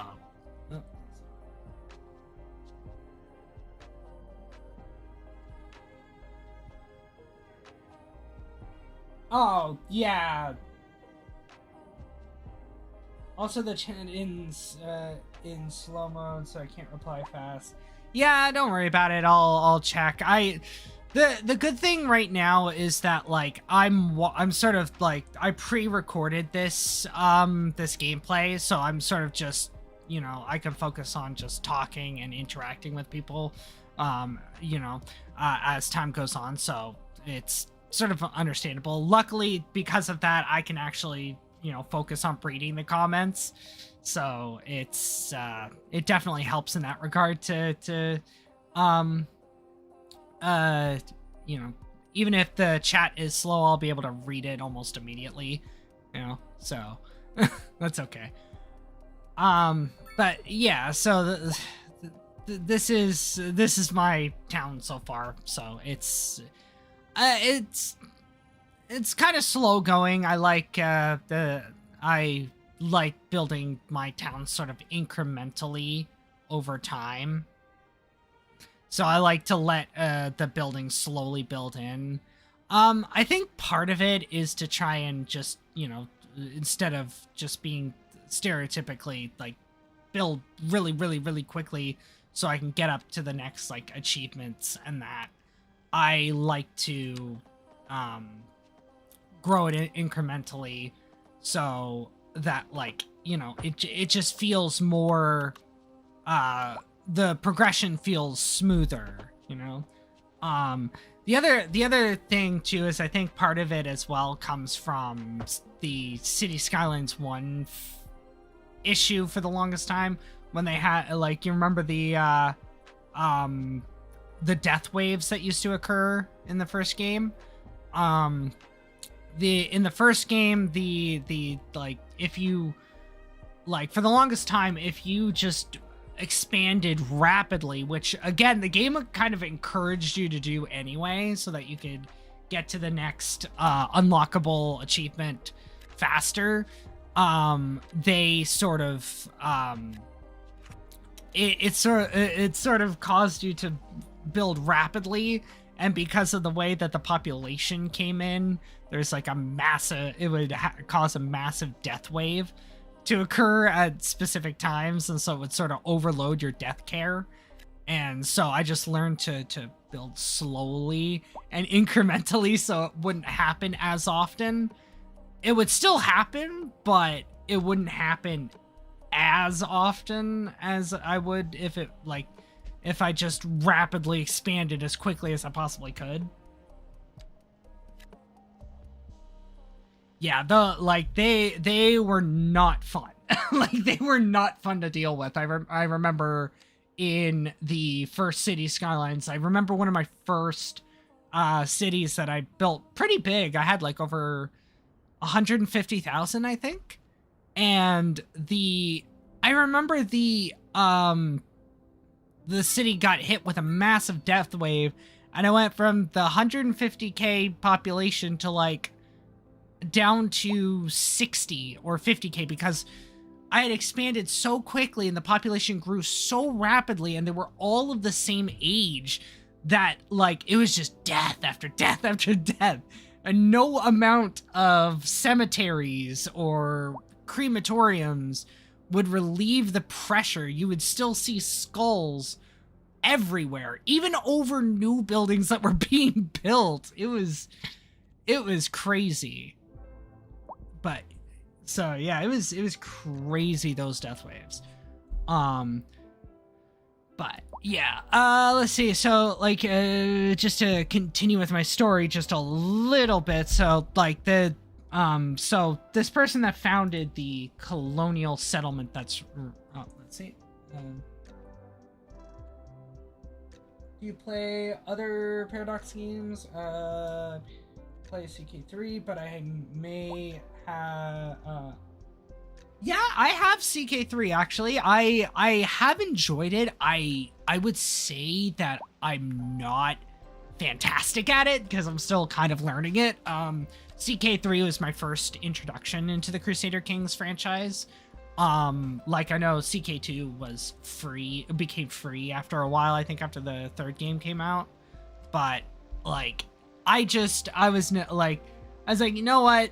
CK3 just came out. I want to see what's going on with that. So that's what I bought, and then I started playing that, and it's been fun. Like I've mainly just been playing like the nations in Europe, and I've sort of been looking for I'm not really like a competitive I'm not really like a online competitive person, but I have a couple of friends that play it, so luckily I got them to join and, you know, play with me, so we could sort of, you know, play the game together and sort of learn it together, which was kind of cool.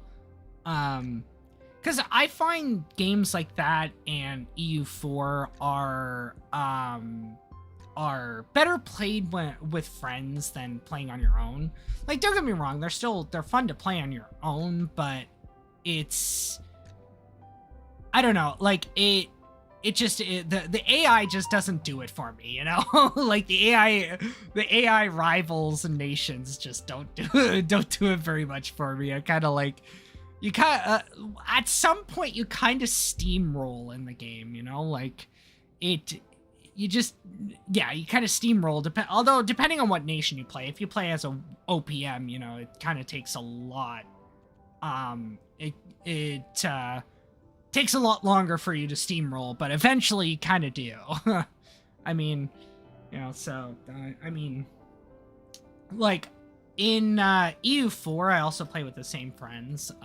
In the previous playthrough that I did with them, I actually played Pegu, the nation that's sort of like on the coast of Myanmar, like that very southern coast.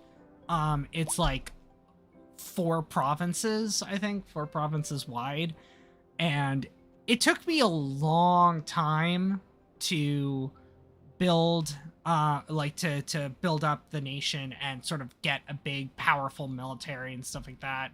I needed like a lot of strong allies to go to war with to help go to war with other nations that I was like rivaled with and needed land from. But by the end of it, I was just snowballing. I had not only every bit of Myanmar, but I've had like Ayutthaya as a as a vassal. I also had all of Bengal. I had all of like northern and eastern India on my side. Like it was fun. But I definitely snowballed at the end of it though. Recent crime stats confirm that the crime wave has certainly gripped our region, and it should Yeah, mod addict. It's campaign difficult, but the big traits DLC for CK3 make things more interesting, more challenging since they're reworking the province system. Yeah. I'm interested. I saw the updates to or the dev diaries to the upcoming DLCs. So I'm interested in that. I like the from what I read, I do like some of them. Like I do like the fact that you're gonna see more roads between settlements in CK3 specifically. I do like the fact that you're gonna see more like changes to like the development and you know how it plays into how big the developments are and how many buildings you can have. That's pretty cool. But yeah, we when it comes to mods, initially when I first get the game, and I think a lot of people do this, like mods are I generally stay away from mods until I've fully learned the game, and then yeah, once the game sort of becomes boring in the sense or repetitive, that's when I turn to mods. And like because I played EU4 so much, especially with my friends like to play with mods as well. We have like in EU4 we have 30 mods in our Europa expanded playset, and then another like 10 to 15 mods in our Antebellum playset. We're currently doing Antebellum right now. We're kind of doing a couple of different playthroughs of Antebellum before we decide to do anything else. So it's so it's pretty cool. I mean, like the mods that we've experienced there definitely help out, and they're definitely interesting to see how the game changes because of it.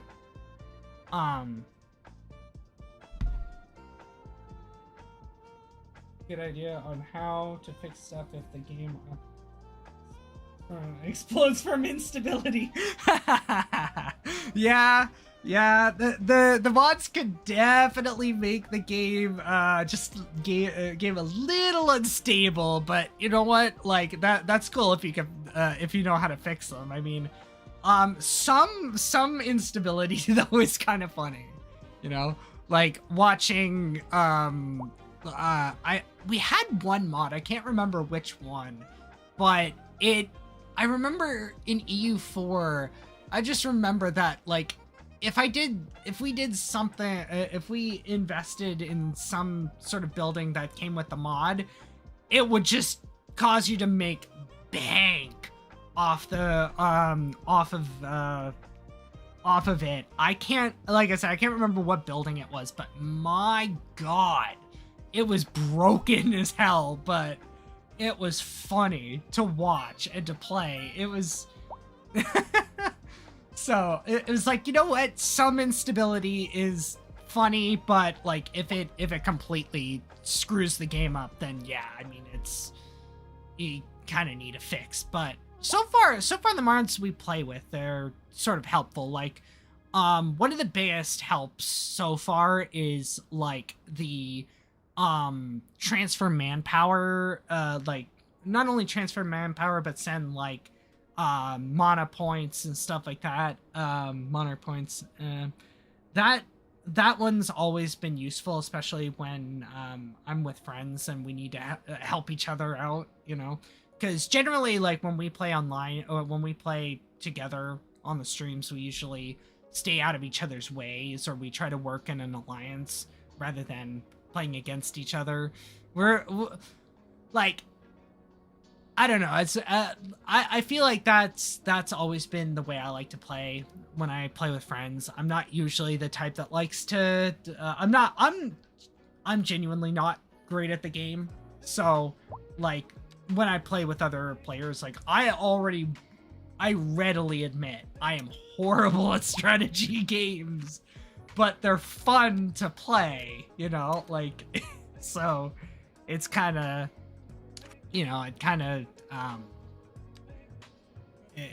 it's fun. Like, so I just like, when I play with friends, it's kind of like, let's cooperate rather than just be full on rivals, you know? Just because, like, I know that I'm just not great at strategy games. But it's still fun. I mean, playing that game and CK3, it's fun. I mean, actually, I should mention, my friends and I have been talking about, after our current playthrough of EU4 on the live stream, we play EU4 on Monday nights. So just for future reference, we do play EU4 on Monday nights. Same time, 6:30. But we're thinking of replacing it for a little while and actually doing like 1 or 2 playthroughs of Crusader Kings. So that's gonna be fun. It's just we may do like a playthrough off stream just so that they can remember how to play before we actually hop on and do a on stream playthrough. So, yeah.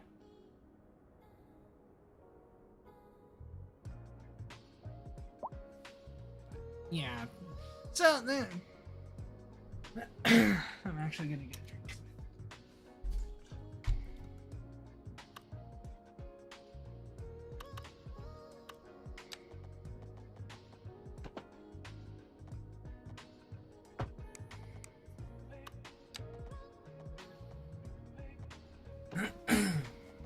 But yeah, like with this game, with Cities Skylines, though, it's like I have been scouring around the mod Paradox mods and looking at the different mods that are available and the different different assets and maps that are available.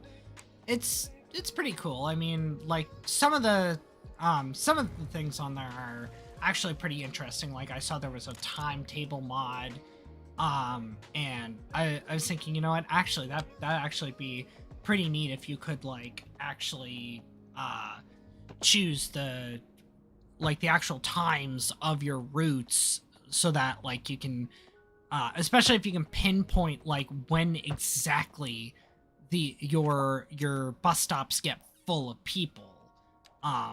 That would actually be very handy to like customize the route so that it you can choose the number of buses that go on the route and like when exactly they start their journey. I mean, that would be actually extremely handy to use.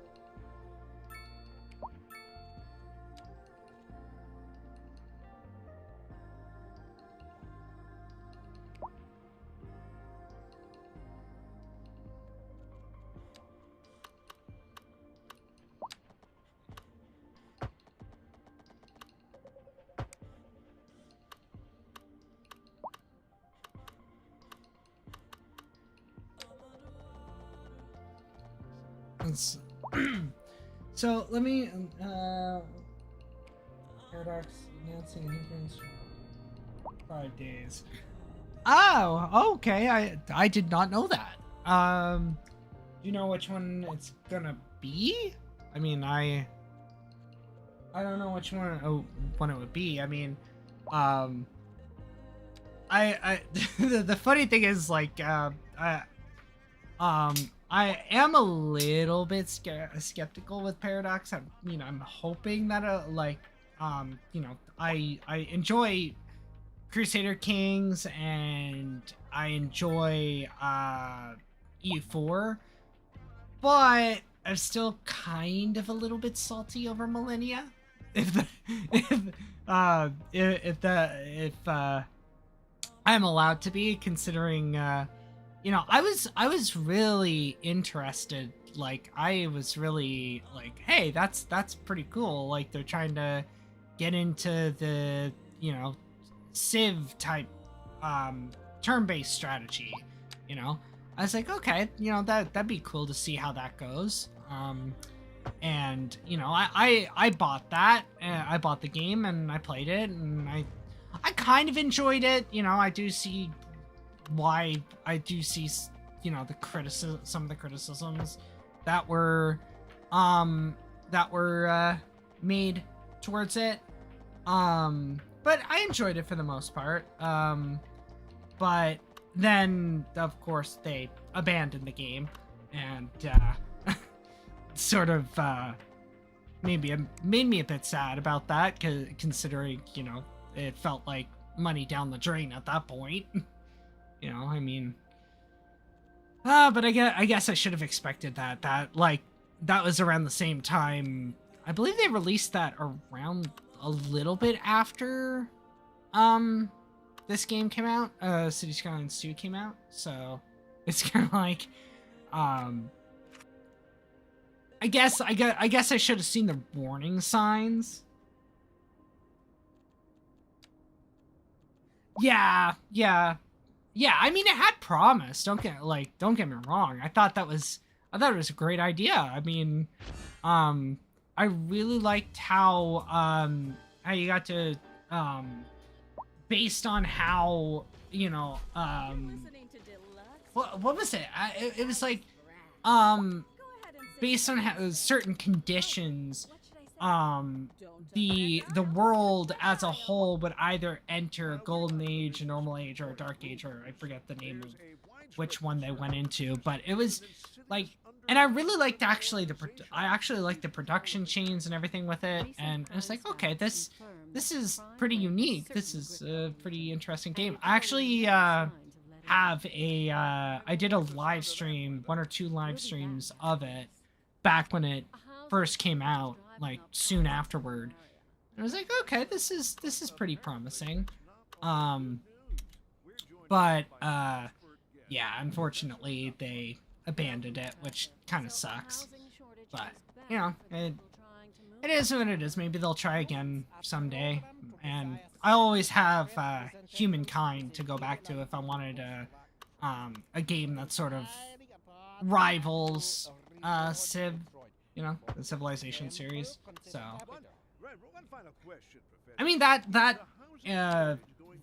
game series has problems of its own, but I mean, it is a decent game, and I do like the idea of being able to swap cultures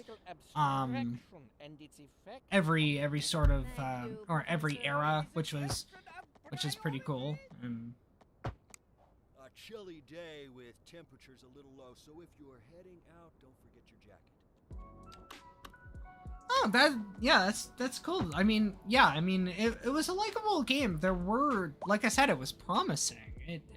I followed before Millennia came out.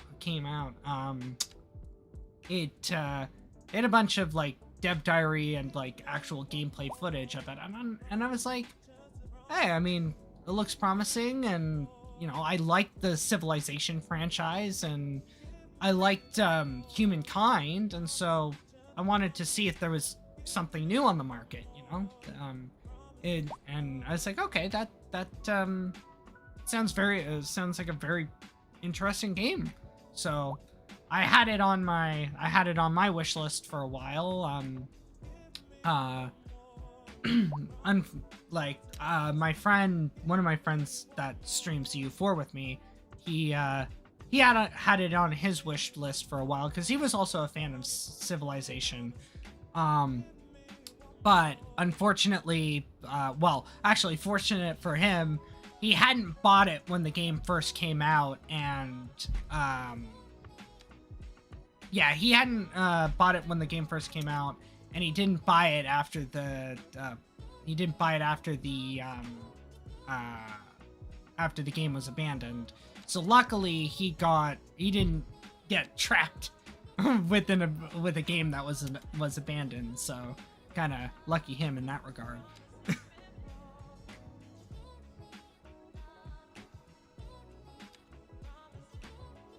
Oh no, yeah, you're right. Civ 7, I haven't really looked into it that much. I mean, I could see what they were trying to do. They were trying to capitalize on the success of Humankind, like the features that were sort of most popular with Humankind. But from what I heard, it didn't go over well with the Civ fan base. So I was already skeptical, and I just said, yeah, maybe I'll skip this one.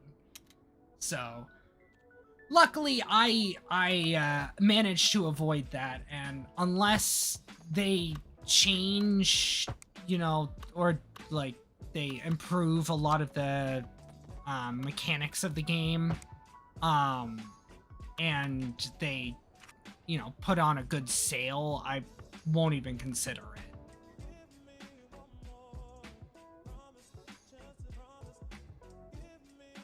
it. Copied Humankind, but somehow made it every feature worse. Made eras restrictive, but bug and yeah, that is just a recipe for disaster. It's like, but I'm guessing there's like writing on the wall, leading up to it. I mean, like, I could kind of tell how skeptical people were beforehand. I mean, I did watch a couple of videos of people discussing it beforehand. They were already sort of criticizing the developers, and I was just thinking, oh god, this is gonna be one of those, isn't it? So like I said, I think I had it on my wish list for a little while, but I didn't end up buying it, and I am very thankful I did. So like I said, unless they fix the bugs and they improve the features, and like they just make general improvements to the game, and unless they put it on sale, because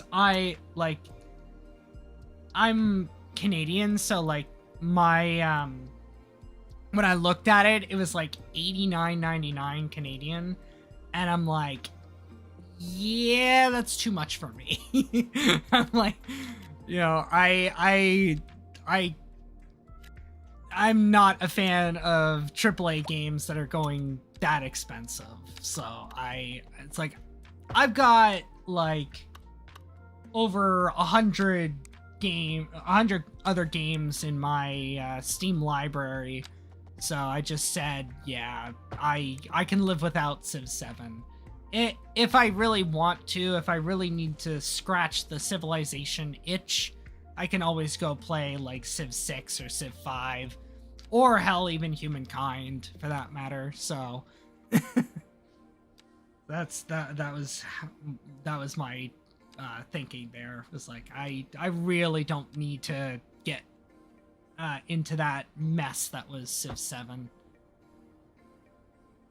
Yeah, and then there's me dealing with the horrible grid system of Cities Skylines.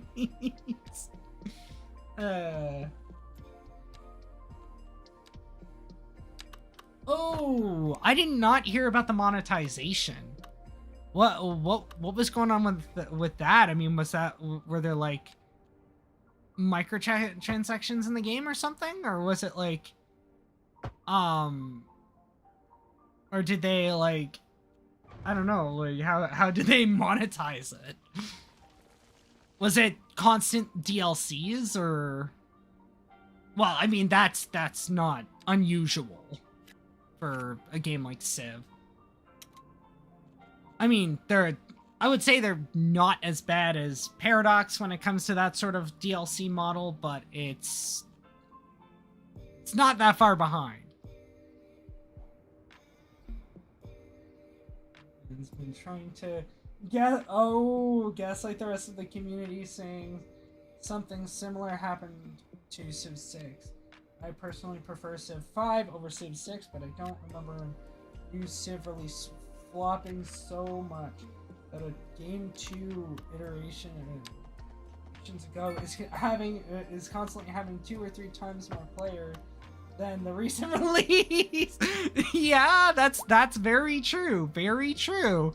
I mean, like, I remember when Civ 6 came out, and yeah, it had a lot of like people who were annoyed at it and were not happy with the release of the game, and you know, the some of the stuff that they added, and I can understand that. I could understand that. I didn't buy it right away, but I bought it like a few weeks into it, because I enjoyed Civ 5, and I at the time was like, you know what, I enjoyed Civ 5.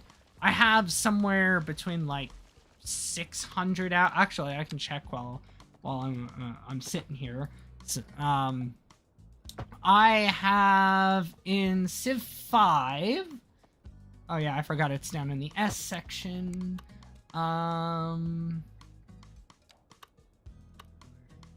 There we go.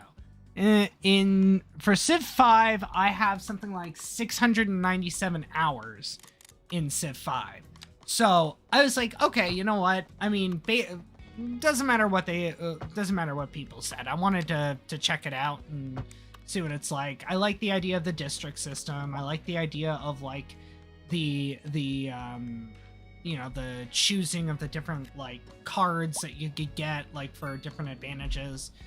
And I don't know. I was like, you know, I was more open-minded about it at the time.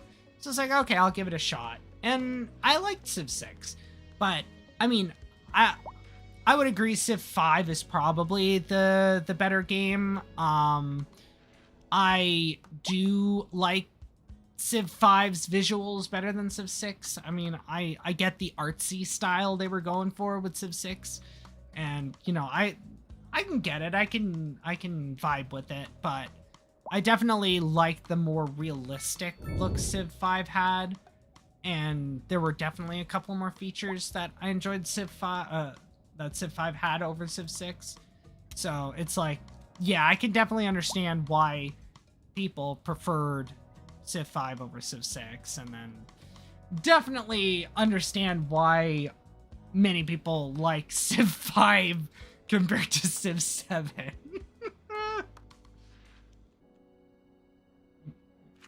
Oh.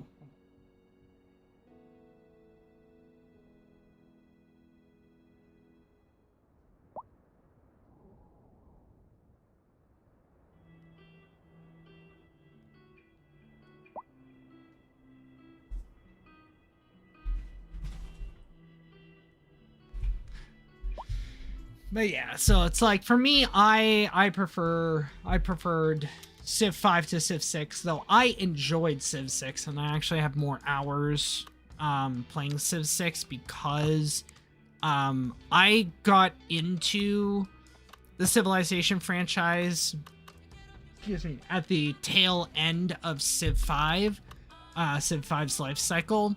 I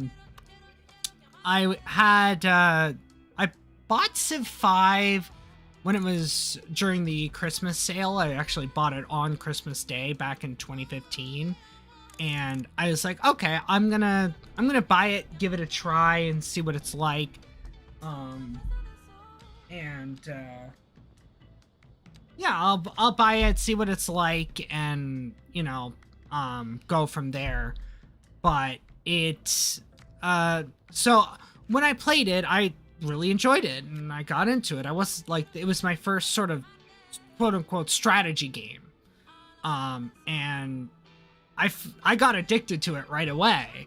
And so it's like, okay, this is cool. And then Civ 6 came on, was released like, what, a few months later, 6-7 months later, if I remember correctly. And then I bought that and then sort of went back and forth. And then, again, one of the friends I stream with started with Civ 6. So I started playing it with him because that was the only Civ game he had. So that's why I actually have more hours in Civ 6 than I do Civ 5, is because I came in sort of at the tail end of Civ 5's life cycle, and when I did play the game and I played it with friends, I played it more. I played Civ 6 with my friend because, it's the only one he had at the time.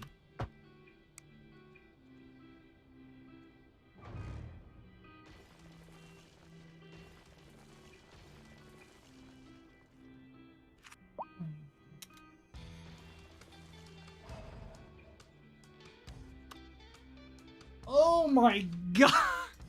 Okay, so Civ 7 had day 1 DLC. It's a $30 DLC pack less than a month after release, includes England, which was clearly ripped from the game. Data and art involving England was still in the game! What? Wow! And 4 more $30 deal packs that add... Oh, man. Oh god, that's horrible. Yeah, I could see why people threw a fit over it. I mean, like, while the gameplay is still going, there's not really much else to say about the gameplay right now. Let me look it up. I want to see what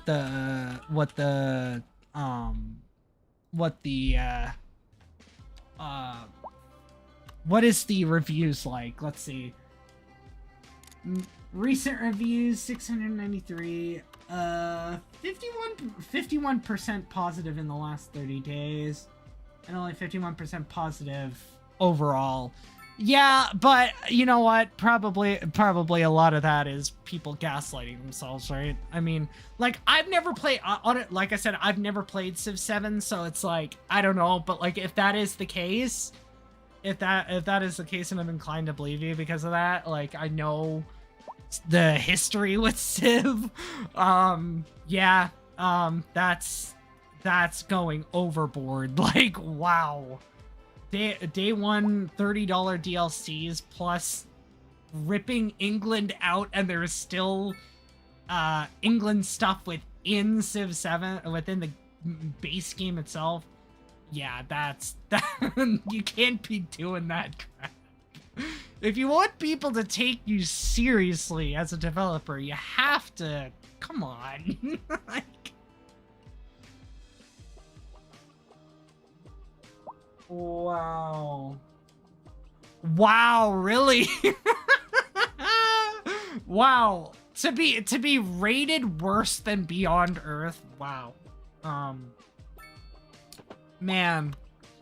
Yeah, how far do you have to, like, fall to realize you messed up? Like, cause, like, I know that, like, I never got into Beyond Earth either. Like, again, I didn't even know that one existed until, like, a few years ago, when somebody had mentioned it. And I looked it up. I mean, like, interesting idea, but again, I guess, again, sort of not well executed, right?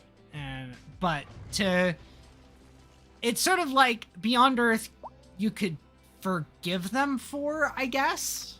But yeah, if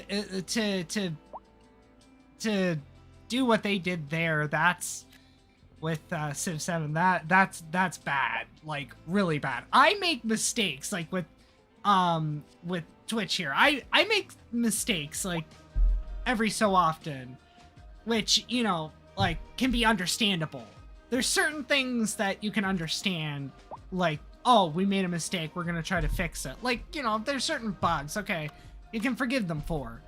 But yeah, when you have that kind of thing happen, that's when you have issues where you don't remove every, like, if you're gonna make a DLC but you leave part of it in the base game, that's horrible. And when you try to sell everything as separate DLCs that should be part of the base game, I hate when they do things like that.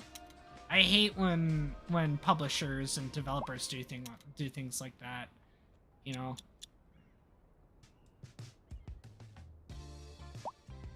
It's like sometimes I get that it's not the developer's choice and it's the publisher's choice. You know, it is a business after all. But, you know, you gotta get a model that, like, won't have your fan base pissed off at you. You know? The worst kind of luck there is. That's right. Today we are talking about the increased likelihood that you'll die. That's not exactly what an increased death rate measures. Either way, if everybody is dying, that gives me the creeps. That's a wild overstatement. Are you trying to make people panic? Did you say panic? She said panic. The death rate is skyrocketing. We've got to get out of here. You go, I'll stay and clear up the mess. We'll be back after this.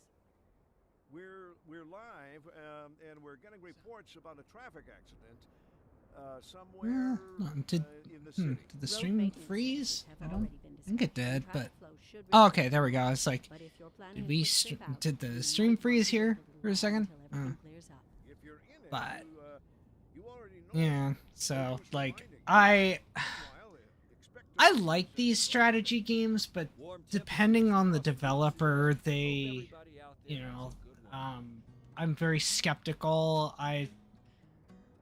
of how they're gonna turn out. So like I've learned my lesson when it comes to pre-ordering games, especially like the Cities Skylines 2 is the perfect example of why you don't pre-order games, because you are mostly, no matter the advantages they give you, unless you really, really, really, really trust the developer and the publisher, you're gonna get screwed, unfortunately. Like, I know that that sounds harsh, but I mean, as someone who has faced that, it's kind of the truth, right?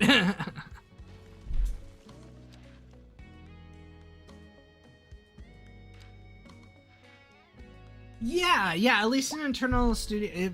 True. I mean, when Iceflake first took over, again, I saw a lot of people's concerns with it. I mean, they made the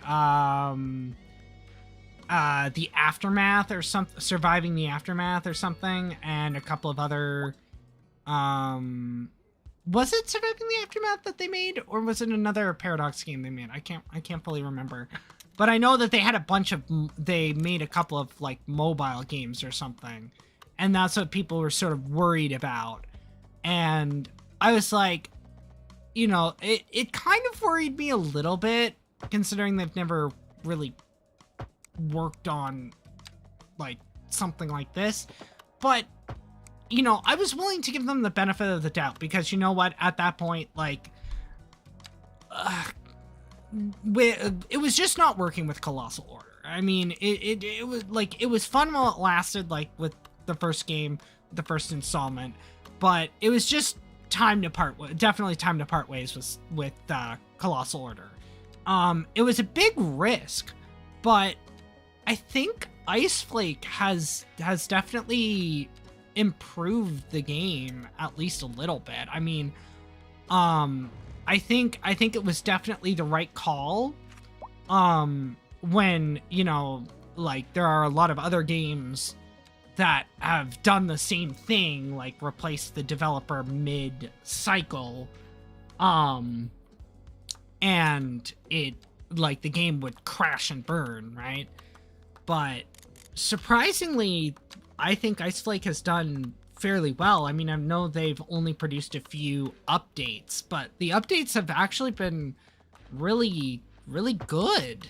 And they've made consistent, I think they've been fairly straightforward with us and straightforward with the fans, and like, of what we should expect and what they want to work on in the future and where they're going with the game. I think that's really good.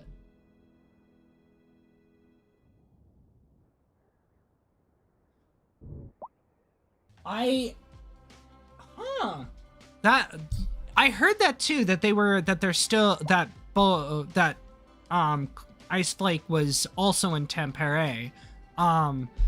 So that, knowing that, that's actually really good. Like, that's a very good, convenient thing to do. Like, literally just move the development to a developer 5 minutes down the street. That's actually, that's really cool and really convenient. So I mean, the fact that you had so many people moving over to continue working on the game, just with a new developing team, that's really good to hear. It definitely makes you feel better, or makes you feel more confident that the game is going to continue, to be developed with the same sort of picture that the people who worked with Colossal Order or worked within Colossal Order have for the game.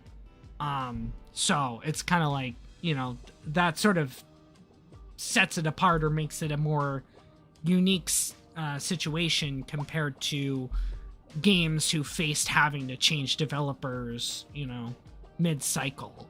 So you definitely got lucky in this regard, that the game changed to a studio who wasn't too far away, and actually picked up and hired a lot of the dev team that was working on the game when it was under Colossal Order. Like, the other thing I will say too is, like, I won't put 100% of the blame on Colossal Order. I think they do have their blame to take.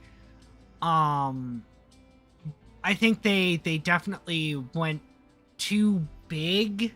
I think they're what they were envisioning for the game, I think, was at the time, like, ambitious but just too big, and I think that really hurt them in the long run. But also, from what I heard, like, Paradox was also really, really, really pushing Colossal Order to release the game. And so it's sort of like, on top of the fact that, like, if I remember correctly, they were planning to release Cities Skylines 2 actually around, like, 2021 or 2022. But COVID got in the way, and then that really set them back, like, years. And so it definitely wasn't ready, but they, like, from what I heard, they got a lot of pressure from Paradox. But what is heavily, Colossal Order's fault is the way they manage the aftermath of it. Like, just not being very transparent, like, the way that they treated the fans. Like, I am not for, like, I will say it 100%, like, I do not support the people who, like, if they were, like, outright insulting and threatening the devs at Colossal Order. I definitely 100% do not support that. If that's if that's what was happening, that's horrible, disgusting, shouldn't be happening. The criticisms, however, were very legitimate and very understandable, so I think they definitely mismanaged the post-release and not being I don't think they were forthcoming enough with, you know, with what they were trying to do, and I don't think that they fully took like, it felt like their apology when they released their apology back in like late 2024, or mid 2024, it felt just hollow, you know. It didn't feel like you wanted to be like, okay, maybe this will be a new era for the game, but it just, all of it at the end of the day just rang hollow, you know what I mean? Like, so it didn't feel like a real full apology, because we just had more and more of the same thing, you know, and it sort of ruined whatever, you know, goodwill the fans had, like, including myself, had with Colossal Order. Like, will it stop me from buying any Colossal Order games if they do release any in the future? Would it stop me from buying a game from them? No, not entirely, but I don't know. It still leaves a bad taste in my mouth, you know. Let's see. Tell you, it was actually the opposite way around. Oh, really? Cities Skylines 2 was meant to release 4 years before the official release. Paradox had to delay the game numerous times internally due to development issues. To release Skylines 2, since Paradox was hurting a lot due to their fast company expansion. COVID. Okay, that's very revealing. All right.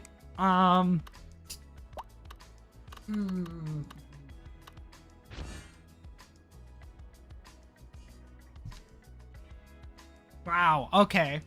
Yeah, I get. Okay, then it's like, either way, my opinion is still sort of overall the same with Colossal Order. I'm still gonna say, like, it's not gonna stop me 100% from buying a Colossal Order game that they develop in the future, if they do develop anything major in the future.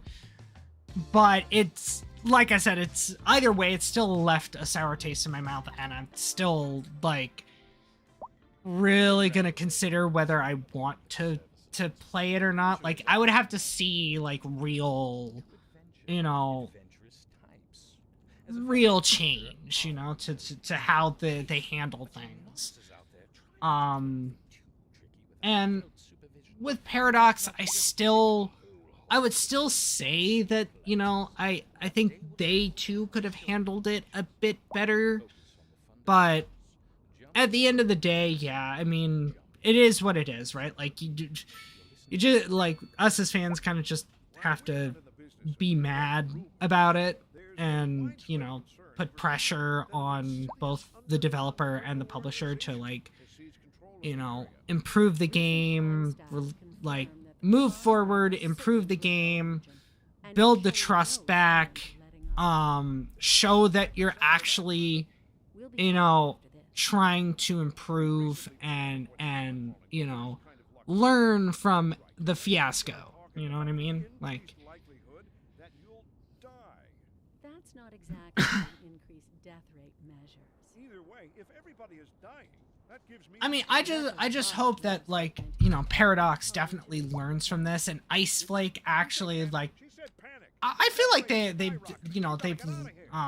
looked at it and they're like, okay, we definitely don't want to live through that, because, like, or we definitely don't want to have to deal with going through something that, like, that whole fiasco again. So, like, I think they're seeing that and they're looking at it. I think they're looking at ways that they can avoid it, you know, avoid that, like, actually improving the game, actually listening to fans, actually taking feedback, especially constructive feedback, You know, like, that's the other thing. You have to be able to take constructive feedback. I mean, I tell that to people all the time about myself, is that, look, you know, I accept constructive criticism all the time because I want to improve. I want to improve my streams. I want to improve, you know, everything I do. Like, I want to improve overall. I want people to like what I do, and, you know, get people to come back for another week and stuff like that. And I know that, you know, there are some times that I make mistakes, and I will own them and I will respond to them. And, you know, just because in general I want to improve. So, like, that's, I think that's the way that Ice Flake should look at it, is like, for future references, like, take the constructive criticism where there is some, because there are some constructive criticism of Ice Flake and what they've done so far, but I think that's all that it is so far, is more just constructive criticism rather than, you know, outright, you know, anger. Because I think people are, like, as they see more updates coming out, and they're quality updates, people are seeing that, like, hey, you know, they're trying, they're actually doing good things, they're making things, you know, better. It might be slow going, but they're being very transparent about it, and I think that's really cool to see.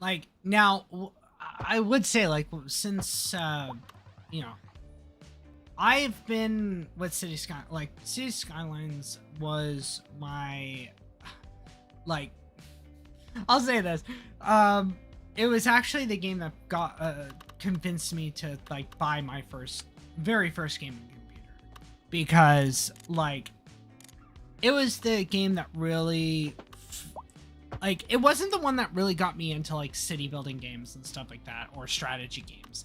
It's, like, because I was a fan of SimCity, and, you know, the whole fiasco with that, the whole shit show with that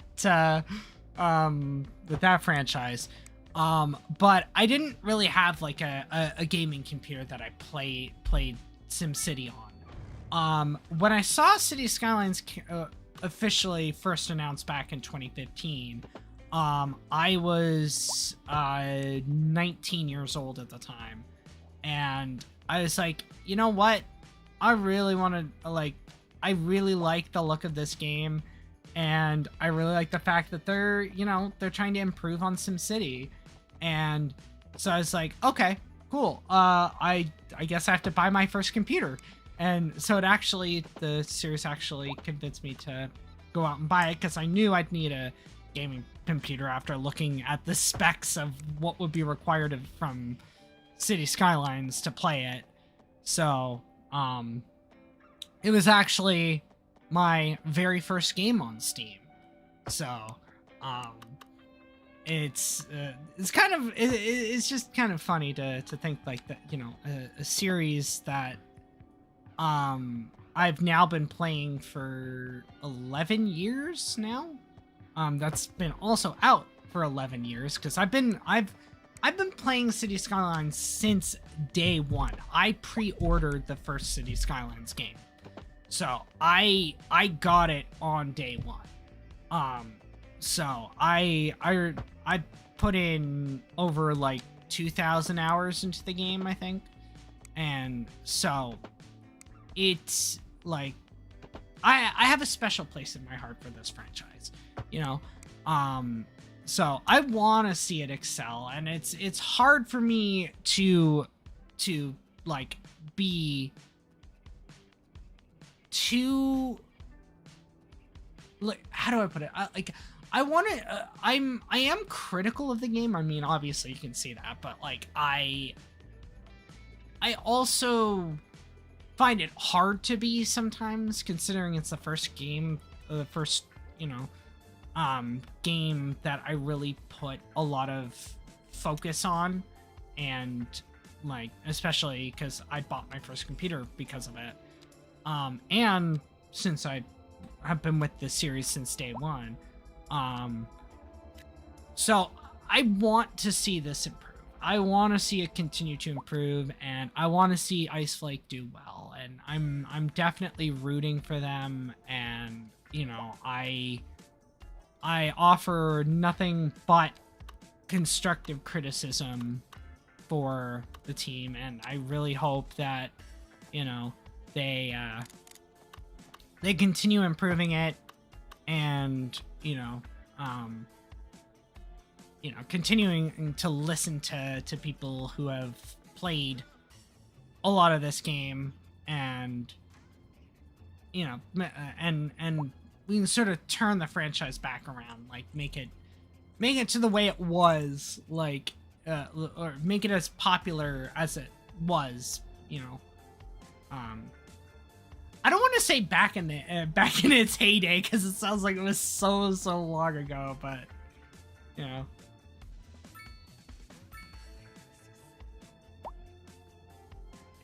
So I'm not the only one that pre-ordered the Cities Skylines one. So I wasn't the only one that took the risk.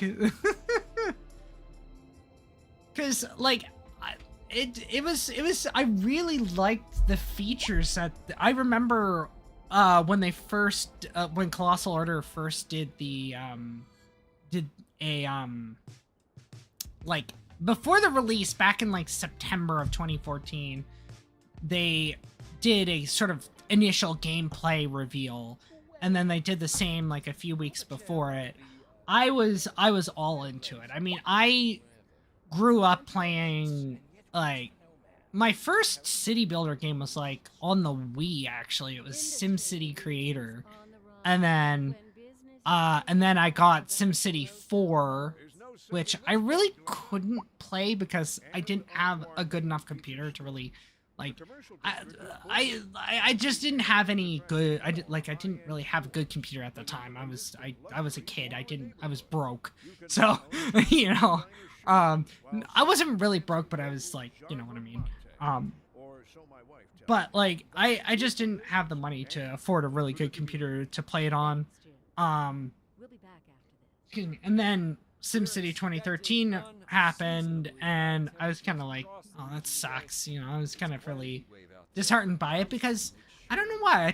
I got into city builders, and I wanted a genuine modern city builder. And that's when Cities Skylines came out, and I was like, okay, this definitely scratches the itch for me, you know, and I actually really fell in love with it. I fell in love with city builders, and slowly over time I played this game. I also have the guilty pleasure of Cities XL, but I think we don't really want to talk about that game too much, that franchise too much, because it's like, while it was kind of fun, I still call it a guilty pleasure because it's like, it is buggy as shit, and while it is functional, I'd rather play a working game that, like, I'm actually going to put in hours of playtime into. And I just found that I just couldn't get into Cities XL because it just, I liked the token system, you know, that they had, but it didn't, like, I like the trading where you could trade between all of your different cities, but it just, I don't know, it just, like, with all the bugs that it had and the performance issues, like, don't get me wrong, the graphics were good, but they seem to just repackage the game over and over and just add like a couple of improvements here and there, and it just didn't, you know, it just didn't really do it for me, you know. So like, I played that a little bit, and I still have, I believe I still have like Cities XXL on my Steam library, but I haven't played it in a few years, so.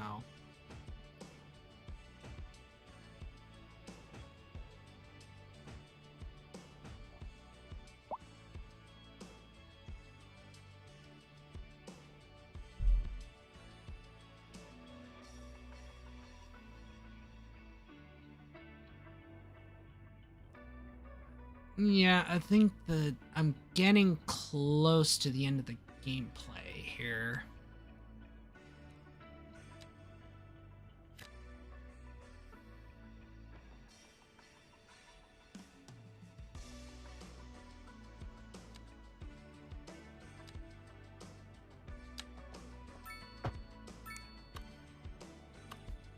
Let me just look at something for a second here.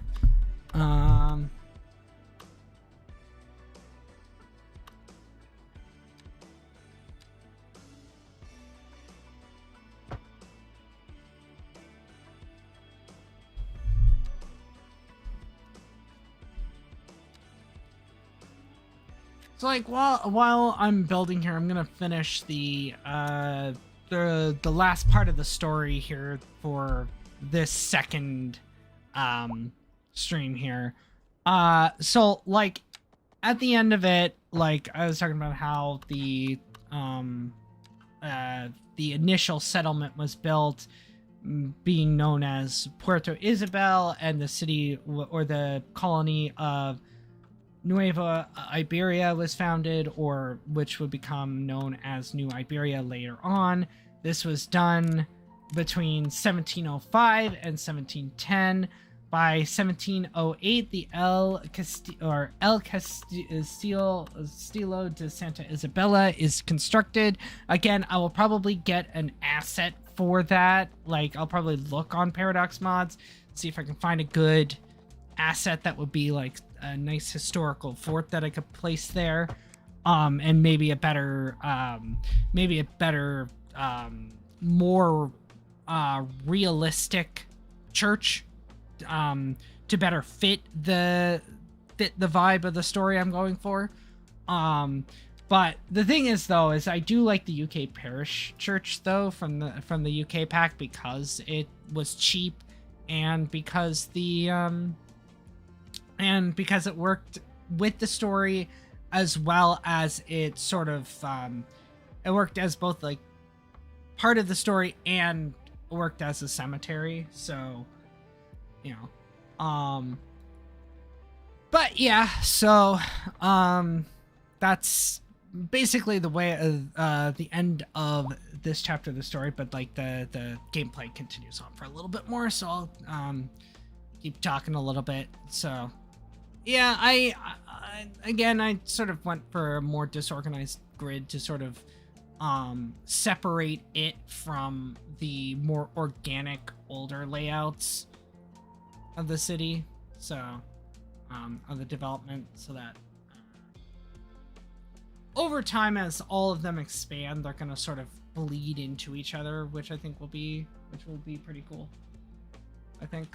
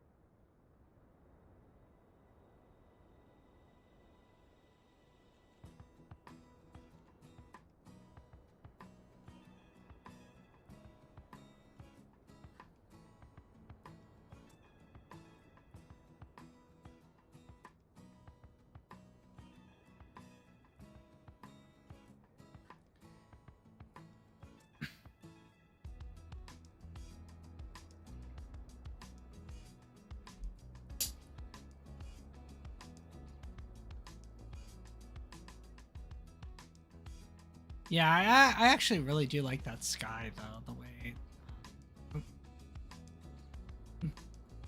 I do like the way. The thing is, I do like the visuals of this game a lot more than the first game. Like I think the biggest improvement was to the visuals of the game. I really do like the how the game is less cartoonish overall, which I definitely can get behind. I don't get me wrong, I did like the unique vibe of the original game. It did look like I liked the sort of cartoonish vibe that they had going on, but it just looked like unrealistic. And I like more realistic, grounded modern city builders. So it's like I like the upgraded visuals at the very least.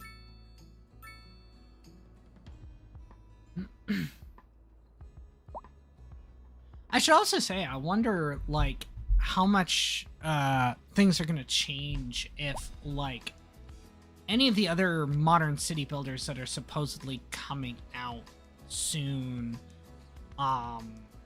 if they're going to provide some sort of like competition to Cities Skylines 2 that would be in such a way that like it would force sort of like this competitive thing where they're gonna actually try to make the game a lot more a lot better. And like I don't think that they have to rush.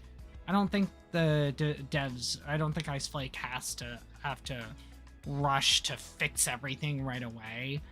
But I am curious to see if like what are those other games that are coming out like that I saw? I saw like there was a game called like City Master Plan or something like that. I don't know, what that's gonna be like. I thought it was interesting. I know it's a small team, but like I'm gonna give them the benefit of the doubt and watch how the development goes over that, like the development process goes over that, and then make my final decision about them as time goes on. Also there's like City State Metropolis or something as well, and I'm just wondering if that's going to like, if they're good, if they finally release and they're those games are actually good, how is that gonna affect City Skylines? Like, is that gonna get Ice Flake? Recent crime stats confirm the crime wave has certainly gripped our region. Okay. But yeah, I'm just wondering if like those games get released and will City Skylines be like, will Ice Flake really will it like push Ice Flake to make the city better? Like, I don't will it force them to like actually listen to the fans even more, under threat of the fans like potentially abandoning City Skylines for City Master Plan or City State Metropolis. I mean, it's just an interesting thought to think about, like, how will those games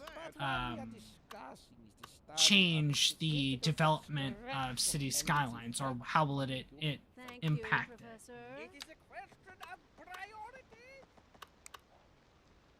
Yeah, I mean that's the risk you play with any sequel, right? Like there were people who were turned off by City State 2, right? I mean, I enjoyed City State 2, and I don't know. I am kind of nervous considering we haven't from what I've seen, like, on Steam, I haven't seen any sort of real update to the development of the game. So I'm not holding my breath. Like, that's what I will say 100%. I am not holding my breath about City State or City Master Plan, because City Master Plan is, you know, not only a new game, but it's built by, like, it's made by a small team, which, don't get me wrong, small teams can, you know, make some really good games. But what they're promising is extremely, extremely ambitious. And I mean, I'm the type that would rather be skeptical and like overly surprised when things go right, you know? When a game gets released and it's actually really, really, really good. So I would rather keep the bar low, keep my don't get my hopes up, and then when the game is released, be like, holy crap, this is amazing, you know? Like, I'm gonna get stuck in this game for hours. I'm not gonna leave my chair for, you know, hours until I actually have to, you know? Like, that's how I look at it, is I reserve judgment, but I also don't get my hopes up about it. So, if it turns out that City State Metropolis is like a big setback from City State 2, okay, no, you know, that sucks, no harm done, because, like, I'm not going to get my hopes up about it, but it would be interesting to see what if they can in fact pull it off, and City State Metropolis is better than City State 2. Theoretically, like, how will that, you know, sort of impact, you know, the development of Cities Skylines, you know?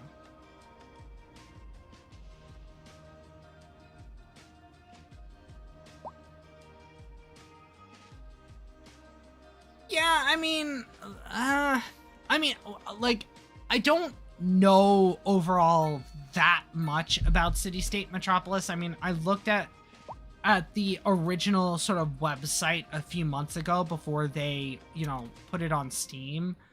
I do like some of the features that they showed, but I can definitely understand if, like, why people might get turned off from that, because, like, it is a different game as well to City Skylines anyway. Like, you know, much bigger focus on politics and political strategy compared to, you know, City Skylines. But, you know, I'm reserving my judgment. I'll wait and see. Like I said, I'm someone that just wants to not get their hopes up and then see if they can pull it off, like, be absolutely surprised and blown away by the game, and then just spend hours playing it because I was so surprised that they actually managed to make a fantastic game that was actually better than City State 2. But again, anything can happen, really. I mean, I know absolutely nothing about developing games. So it's sort of like, I am just coming into it as a fan of playing it and just being, like, pleasantly surprised when things go right. I mean, it's just, for me, the safest way to be. I mean, like I said, I've learned my lesson about pre-ordering games when I don't 100% trust the developers, you know? So, like, I've definitely learned my lesson. So that's why my philosophy is I can definitely be 100%. I don't mind being very skeptical on a game, and then being pleasantly surprised when they release it and it actually turns out to be good, you know?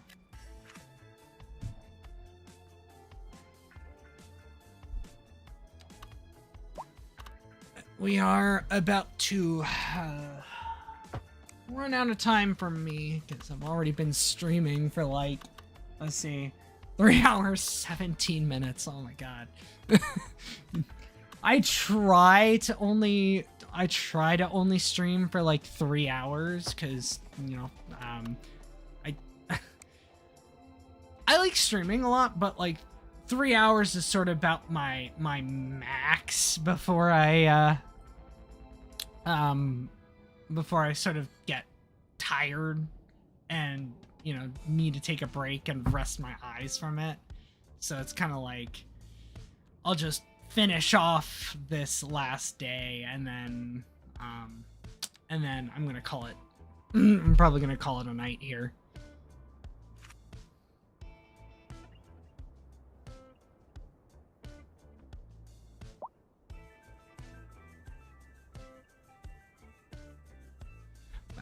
Yeah, I mean, I think I made significant progress on,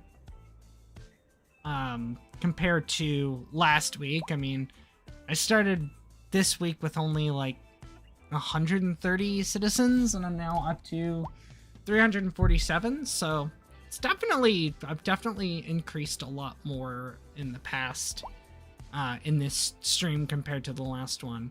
Like I said, I like developing slowly and smoothly.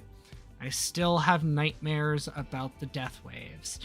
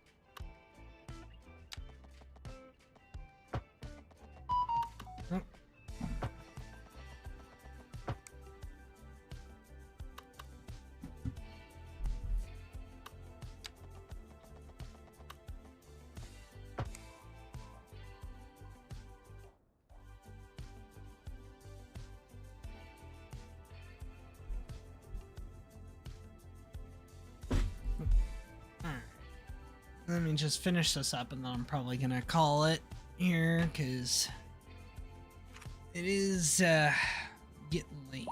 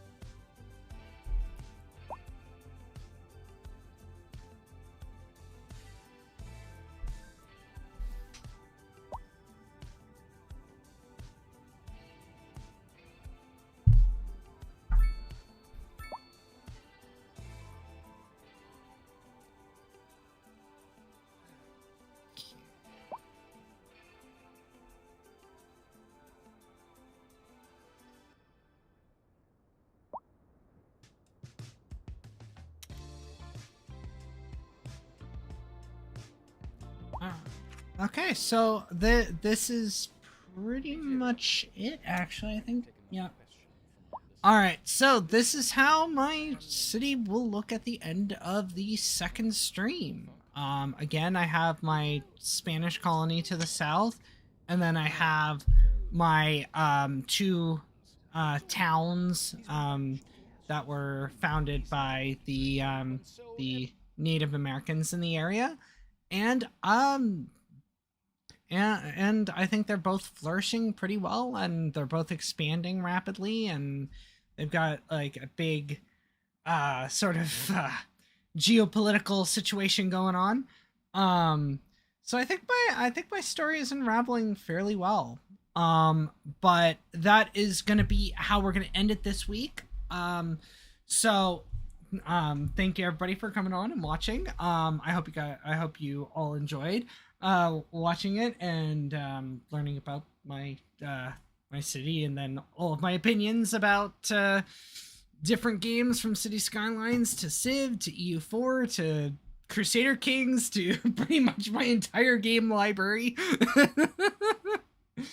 But yeah, it's time to go. I have a busy morning ahead of me, so I better hop off. So if you like what you saw and you want to see more of it, it would be great if you guys could consider giving me a follow here on Twitch. It really does mean a lot, especially as a small streamer.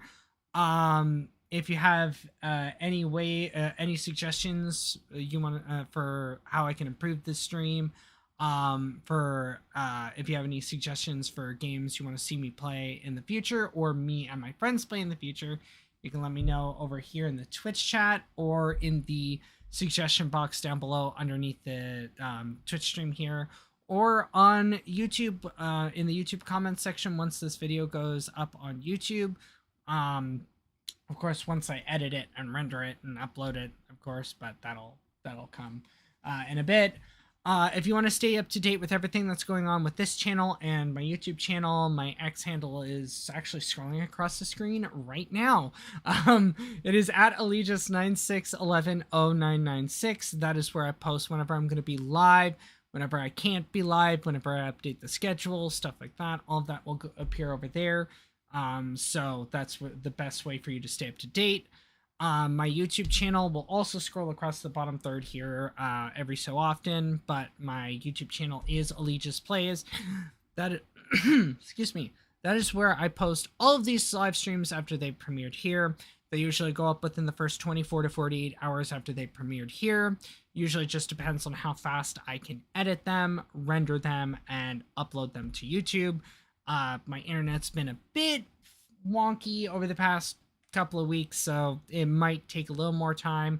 If it's not up by Friday, again, I will let everybody know over on X. So again, go check there if I haven't uploaded it by then. But the best way to help me over on YouTube, if you want to help me over there, is to subscribe to the channel. Hit the bell notification so that you're notified whenever I upload a video or live stream, as you can see. Like the video, share the video, help get the word out about the channel and the live and the videos as well. That would greatly help out. Also, comment in the YouTube comment section. Even if it's just a suggestion, or even if it's just an emoji for the sake of engagement, whatever helps.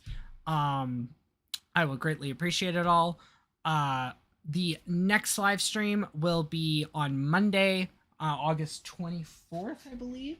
Yeah, I have it up here. It'll scroll across there, but I'll check anyway. August 24th at 6:30 p.m. Eastern Standard Time. So I'll be playing Europa Universalis 4 with my friends again. It will be the final playthrough of my Andalusia playthrough, which is the Antebellum mod, with my friends. So come check that out if you're interested. Other than that, the third live stream of this city-driven store, or this story-driven city, will continue next Wednesday at 6:30 p.m. So if that's what you're interested in, wait till then. But until then, thank you everyone for watching. I'm Chris, aka Allegius, and I will see you guys on Monday. See you then.